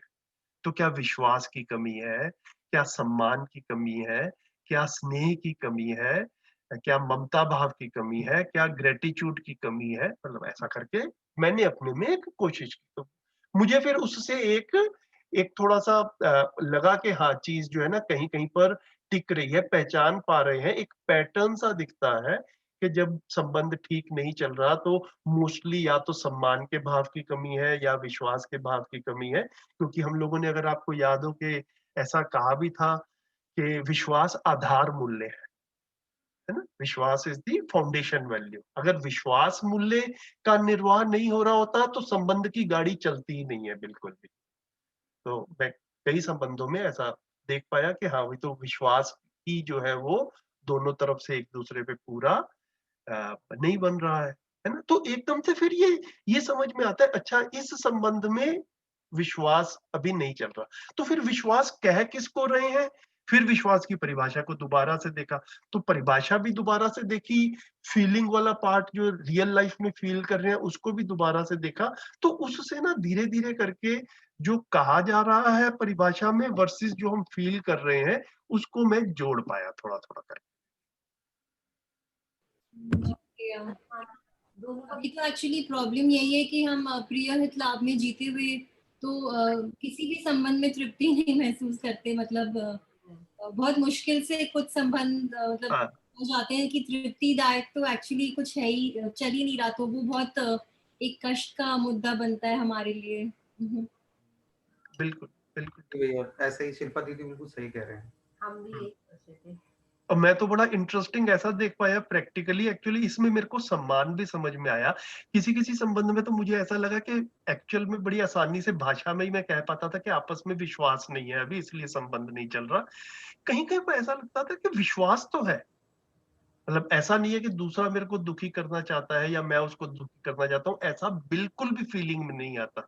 फिर भी संबंध में तृप्ति नहीं है। ठीक है, तो फिर सम्मान पे देखने में आया, तो फिर ऐसा लगा कि वहां पर सम्मान की कुछ कमी है। जो अभी हमने सम्मान की बात की थोड़ी देर पहले, तो मैं अपना भी मूल्यांकन करता हूं और दूसरे का भी मूल्यांकन करता हूं, इसी तरह से दूसरा भी अपना भी मूल्यांकन करता है और मेरा भी मूल्यांकन करता है। तो दूसरा व्यक्ति जहां पर खड़ा है वो वहां से ऐसा मूल्यांकन करता है कि वो बहुत श्रेष्ठ है ना? और मैं इतना ज्यादा जानता नहीं हूं, और मैं अपनी तरफ से ऐसा मूल्यांकन करता हूं कि ये कुछ नहीं जानता या इतना नहीं जानता जितना ये समझता है या जितना ये मानता है, और मैं इससे ज्यादा जानता हूं। ठीक है, तो अब क्या हुआ, सम्मान का भाव नहीं बन पा रहा। वो अपने आप को मेरे से श्रेष्ठ मानता है और मैं अपने आप को उससे श्रेष्ठ मानता हूं। ऐसा हो सकता है कि नहीं हो सकता संबंधों में? जी भैया, अभी मतलब जैसे मैं देखती हूँ कि अगर हम मतलब अगर जैसे मैं संबंधों में ये चीज रखूं, तो दूसरे पे आरोप होता है कि भाई ये मुझे सम्मान नहीं दे रहे या ये स्नेह नहीं दे रहे, बट असल बात तो यही है कि मैं कितना दे पा रही हूँ ये सब चीजें ना, तो वो शिफ्ट करना है। मतलब अभी हम आरोप ही लगाते रहते हैं हाँ, सब नहीं नहीं, तो सब तो आरोप लगाना वगैरह तो बात की बात है। अभी तो हम संबंध को देख, अभी हम सिर्फ संबंध को अपनी साइड से इवेल्युएट कर रहे हैं। अभी हम जितनी बात की, जो ये एक्सेल शीट वगैरह बनानी है, ये दूसरे के साथ में थोड़ी कर रहे हैं। दूसरा तो अपने घर में बैठा है, ये तो हम सिर्फ अपना रिफ्लेक्शन के लिए काम कर रहे हैं अभी। तो आपने जैसे बोला वो वहां तक पॉइंट तक पहुंचे कि हमें लगता है हम सही है, दूसरे को लग रहा है दूसरा सही है। सही नहीं, अभी मैं श्रेष्ठ की बात कर रहा हूँ। बिल्कुल श्रेष्ठ लगता हाँ है। जी, हाँ जी। उसके बाद फिर आप उसको कंटिन्यू कर सकते हैं। हाँ, तो उसके बाद मैं उसी को कंटिन्यू कर ही रहा था, तो बीच में प्रश्न आ गया। अब उसके बाद में ना देखिए, अब एक ईमानदारी से देखने वाली बात है कि ऐसा भी हो सकता है कि मेरा मूल्यांकन ही गलत हो, है ना? मेरे को लग ये रहा है कि दूसरा गलत है, लेकिन थ्योरेटिकली स्पीकिंग, पल भर के लिए ऐसा भी मान तो सकते हैं कि शायद मैं ही ठीक से मूल्यांकन नहीं कर पा रहा। एक्चुअल में दूसरा मेरे से श्रेष्ठ हो और मेरे से ठीक मूल्यांकन ना हो रहा हो, और मैं अपना अधिमूल्यन कर रहा हूं, दूसरे को अंडर इवेल्युएट कर रहा हूं। तो अब भी समीकरण खराब हो गया। तो फिर हम दोबारा से मध्यस्थ दर्शन में ये मूल्य है, इसको दोबारा से पढ़ें, सम्मान को दोबारा से पढ़ें, बाकी चीजों को दोबारा से पढ़ें, और दोबारा से ये वेरीफाई करें कि भाई हाँ, मेरा इवैल्यूएशन ठीक है, ठीक है, अभी सामने वाले की समझ में कमी है। अब वो कमी अगर है भी, तो उसके बाद में अब हमारा व्यवहार कैसा रहेगा? अभी उसकी कमी है, तो अब उसको दुत्कारना है, उसको अपमानित करना है, या उसके साथ में स्नेह पूर्वक रहते हुए कोशिश ये करनी है कि भैया उसका भी ध्यान जो है वो ठीक जीने की तरफ जाए। तो फिर हमारी संबंधों में उपयोगिता आती है। नहीं तो आरोप प्रत्यारोप ये करते हुए जिंदगी जो है वो काफी बार तो ऐसे ही निकल जाती है कि भाई मतलब हमने सामने वाले को कह दिया तुम गलत हो, सामने वाले ने हमको कह दिया तुम गलत हो, गाड़ी कहीं पर चल नहीं रही। तो सही मूल्यांकन के आधार को हम चेक कर पाए, और अपने में कभी डाउट आता है तो ये मूल्य के बारे में जितनी भी समझने की बातें हैं, देखिए हम सबके पास भी अंकित भाई, सोम भैया, ये सब लोग हैं ही, है ना? और हम मतलब ये सब एनकरेज करते ही हैं कि जब भी कोई स्पष्टता बनानी हो तो हमसे बेझिझक होकर बात की जाए। आप लोग भी कर ही सकते हैं। तो ये मूल्यों को समझते हुए जब भी कोई डाउट आता है, कभी पूरा समझ में नहीं आया, जैसे-जैसे हम अध्ययन करते हैं, तो पुस्तकों में भी क्लियर हो जाता है कि कहाँ पर किस मूल्य के बारे में क्या लिखा हुआ है। तो मैं आपको सच्ची बात बताऊँ, उसमें मनोविज्ञान में हर मूल्य के बारे में 4-4 6-6 शब्द लिखे हुए, 4-4 6-6 पेजेस लिखे हुए हैं, और मैं कम से कम हर एक मूल्य को 20-25 बार तो पढ़ा हूँ, है ना? एक बार पढ़ने से, 2 बार पढ़ने से, 5 बार पढ़ने से नहीं नहीं क्लियर होता। तो उनको बार बार पढ़ना है। जैसे हम बच्चे को ABC लिखवाते हैं तो शुरू में तो एक पेज पे 20 बार उसको कहते हैं कि A लिख, 20 बार A लिख, फिर 20 बार B लिख, 20 बार C लिख। तो ये सारा काम जो है वो हम लोगों को भी शुरू में अपने ऊपर भी अभ्यास के लेवल पे ये चीज जो है, तब तक तो कितना पढ़ना पड़ेगा, जब तक समझ में ना आ जाए तब तक पढ़ना पड़ेगा। 25 बार पढ़ के भी समझ में नहीं आया, अभी और पढ़ेंगे। तो अभी तक तो भैया हम परिभाषा संहिता में ही इसके मीनिंग्स देख रहे थे। तो जैसे आपने बताया कि मनोविज्ञान में इसके बारे में डिटेलिंग है, तो उसको हम पठन शुरू कर सकते हैं और कैसे रहेगा, मतलब वो अभी थोड़ी सी गहरी किताब है, इंडिविजुअल लेवल के ऊपर अपने में एक बार पढ़ने की कोशिश कर लें। वहां पर एक एक मूल्य के ऊपर टाइटल के साथ में कुछ ऐसे, किसी के बारे में 4 पेज, किसी के बारे में 5 पेज लिखे हुए हैं। तो एक बार पढ़िए उसको, है ना, एक बार पढ़िए, 2-2 4-4 बार पढ़िए, कोशिश कीजिए उसको पढ़ने की, है ना। नहीं समझ में आएगा फिर बातचीत भी करेंगे। ठीक लग रहा है इतना? जी। भैया इसका सॉफ्ट कॉपी है किसी के पास या फिर हार्ड कॉपी मनोविज्ञान की? मनोविज्ञान की सॉफ्ट कॉपीज है भैया, वो एक वेबसाइट है अपनी दिव्य पथ संस्था। वेबसाइट पे सारी बुक्स हैं। जी जी जी हाँ कोई कोई एक जो है वो बाद में, इस मीटिंग के बाद में ग्रुप में डाल दें तो, है ना, जिनका पढ़ने का मन हो वो देख सकते हैं, कम से कम उस पर एक नजर मार सकते हैं। ग्रुप में शेयर कर देंगे भैया। ठीक है। तो ये धीरता हो गया, न्यायपूर्वक जीने में दृढ़ता, मतलब मेरे जीने में न्याय जो है वो प्रायोरिटी में आ गया। मतलब जो न्याय धर्म सत्य की बात कर रहे हैं ना, प्रिय हित लाभ से न्याय धर्म सत्य में जाना है, तो जागृति के रास्ते पे जो पहली सीढ़ी है वो न्याय ही है ना। तो मैं न्यायपूर्वक जीऊंगा, ये अपने में एक फर्म रिजॉल्व जो है ना, इसको धीरता कह रहे हैं। वीरता कह रहे हैं दूसरों को न्याय उपलब्ध कराने में स्व शक्तियों का नियोजन करना, अपने आप को इन्वेस्ट करना, टाइम एंड एनर्जी जो है, जो भी है अपना, उसको तन मन धन अपना लगाना। तो पहला धीरता है कि मैं न्याय करूंगा, वीरता दूसरों को भी न्याय मिल जाए, और उदारता सबको न्याय मिल जाए। तो क्या डिफरेंस आया धीरता, वीरता, उदारता में?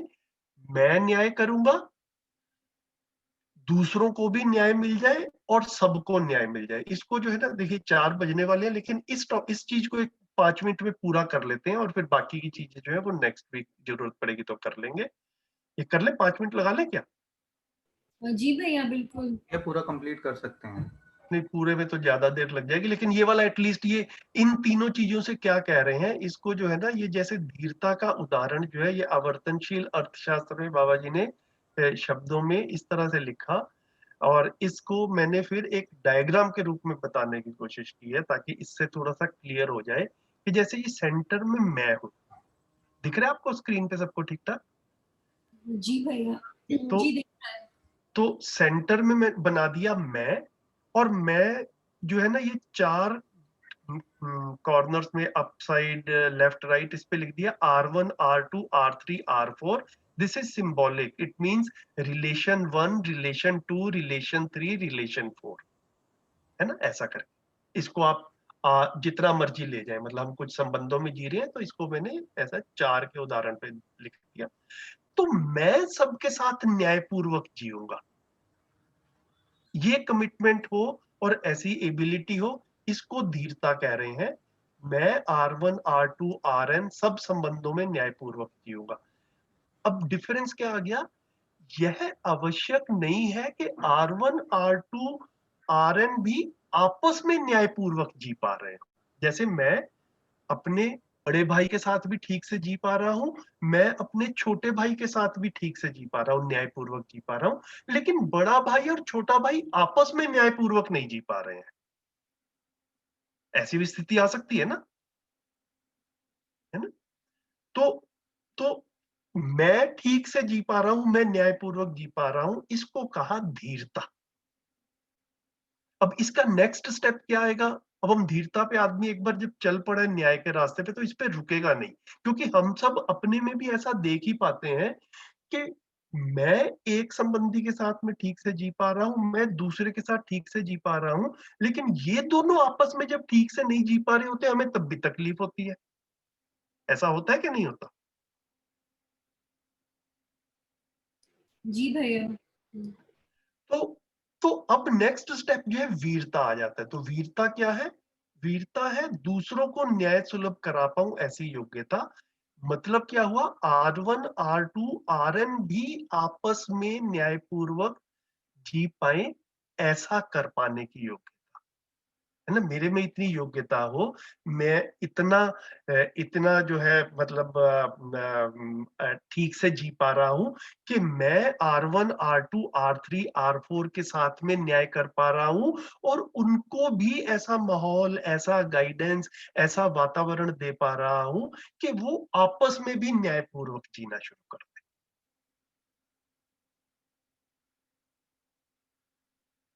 ठीक हो गया इतना, है ना? और फिर ये यहाँ पर भी रुकने वाला नहीं है।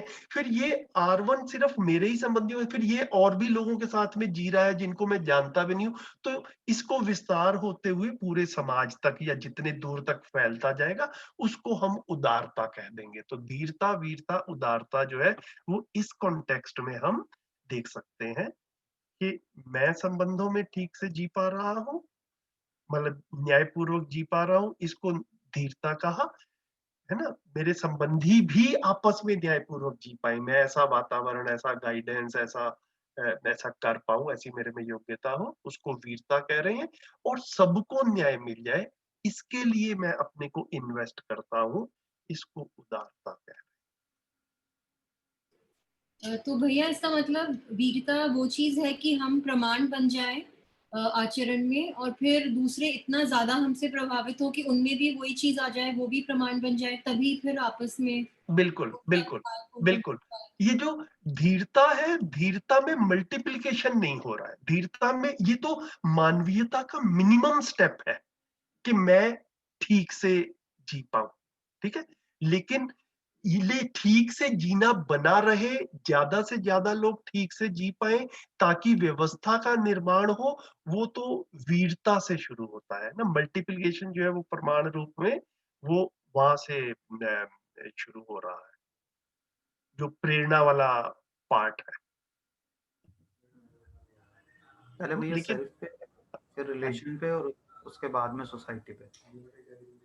हाँ बिल्कुल तो बिल्कुल, वो तो मतलब जो धीरता से जीना शुरू करेगा वो पहला स्टेप है, फिर वो अपने आप एग्जैक्टली एग्जैक्टली एग्जैक्टली। फिर वो रुकने वाला नहीं है। तो ये जब चलेगा तो धीरता, वीरता, उदारता, दया, कृपा, करुणा पूरे तक ही जाएगा। और ये ऐसा भी नहीं है कि एक ही शरीर यात्रा में हो जाएगा, मतलब ये जितना हो जाएगा उतना सही, बाकी बाकी आगे वाली पीढ़ियां करेंगी।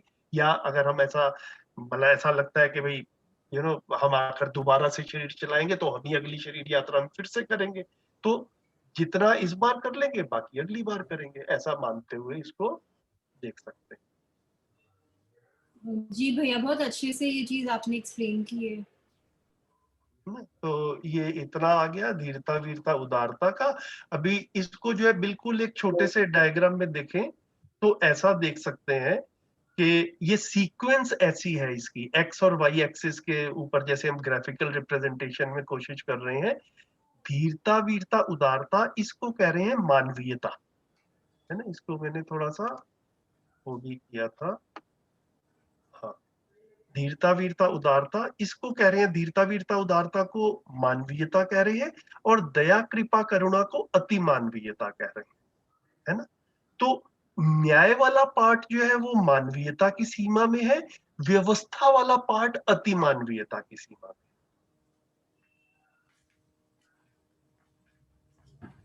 है ना। तो न्याय, धर्म, सत्य की जो बात कर रहे हैं, तो न्याय वाला पार्ट मानवीयता में, व्यवस्था वाला, धर्म वाला पार्ट जो है वो अति मानवीयता में आ गया, है ना।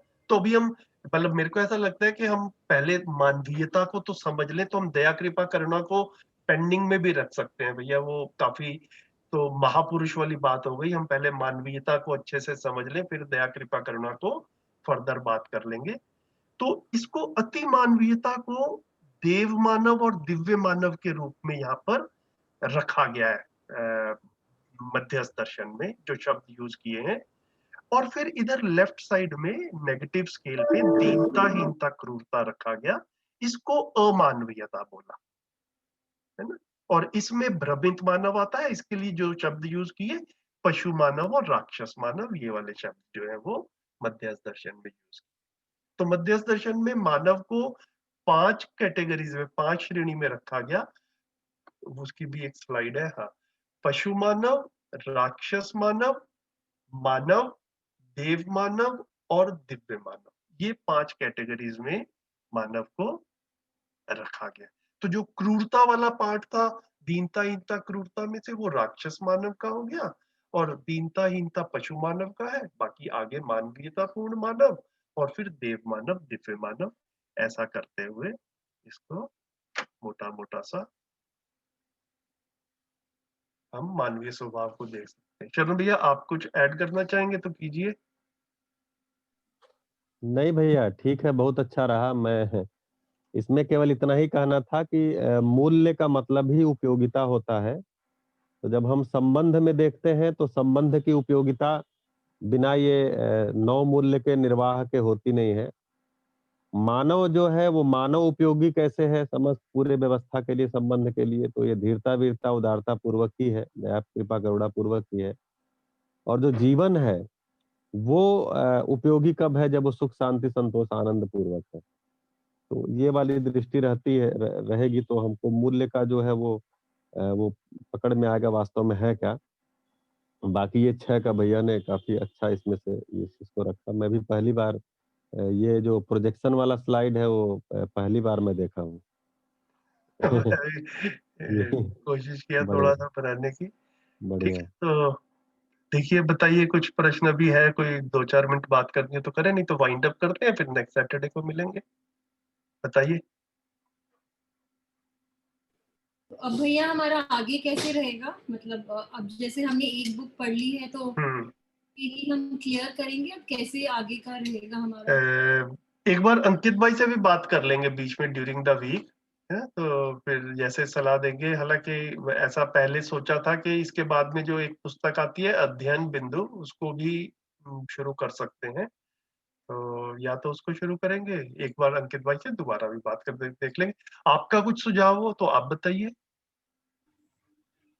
आपके नहीं, मन हम तो आपकी गाइडेंस में हैं, आप जैसे नहीं नहीं, ठीक है, वो ठीक है। मैंने कहा मतलब कुछ स्पेसिफिक होता है कि भैया कुछ टॉपिक है उसको पहले कर लिया जाए, अभी गैप बना हुआ है, जो भी आगे शुरू करना उससे पहले 1-2 सेशंस, तो ऐसा कुछ आपका सुझाव हो तो वैसा भी देख सकते हैं।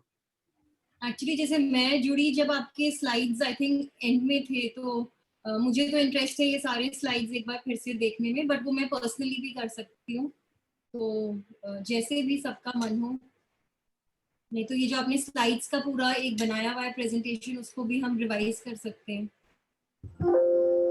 जैसा सेशन चला है अगर वो फिर से चल जाए तो मतलब हम लोग को बिल्कुल उसके लिए वो है। कौन सा वाला सेशन?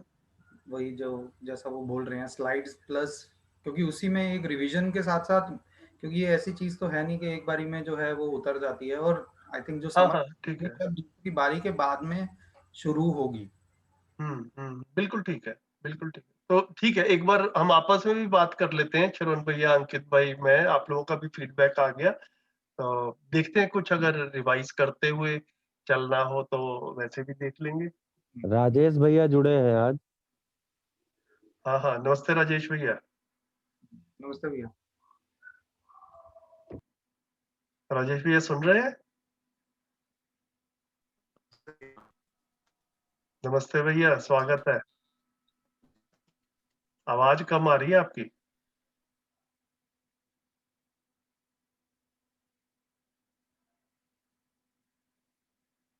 आवाज चलिए, भैया तो हाँ, आवाज की समस्या है भैया, ठीक है। आवाज की समस्या, ठीक है। चलिए सेशन करें, फिर आज का क्लोज करें। चलिए ठीक है, नेक्स्ट सैटरडे मिलते हैं फिर। नमस्कार। थैंक यू सो मच भैया आज के लिए। नमस्ते सभी को, नमस्ते नमस्ते। थैंक यू सभी को, नमस्ते। नमस्ते। थैंक यू भैया। थैंक यू भैया।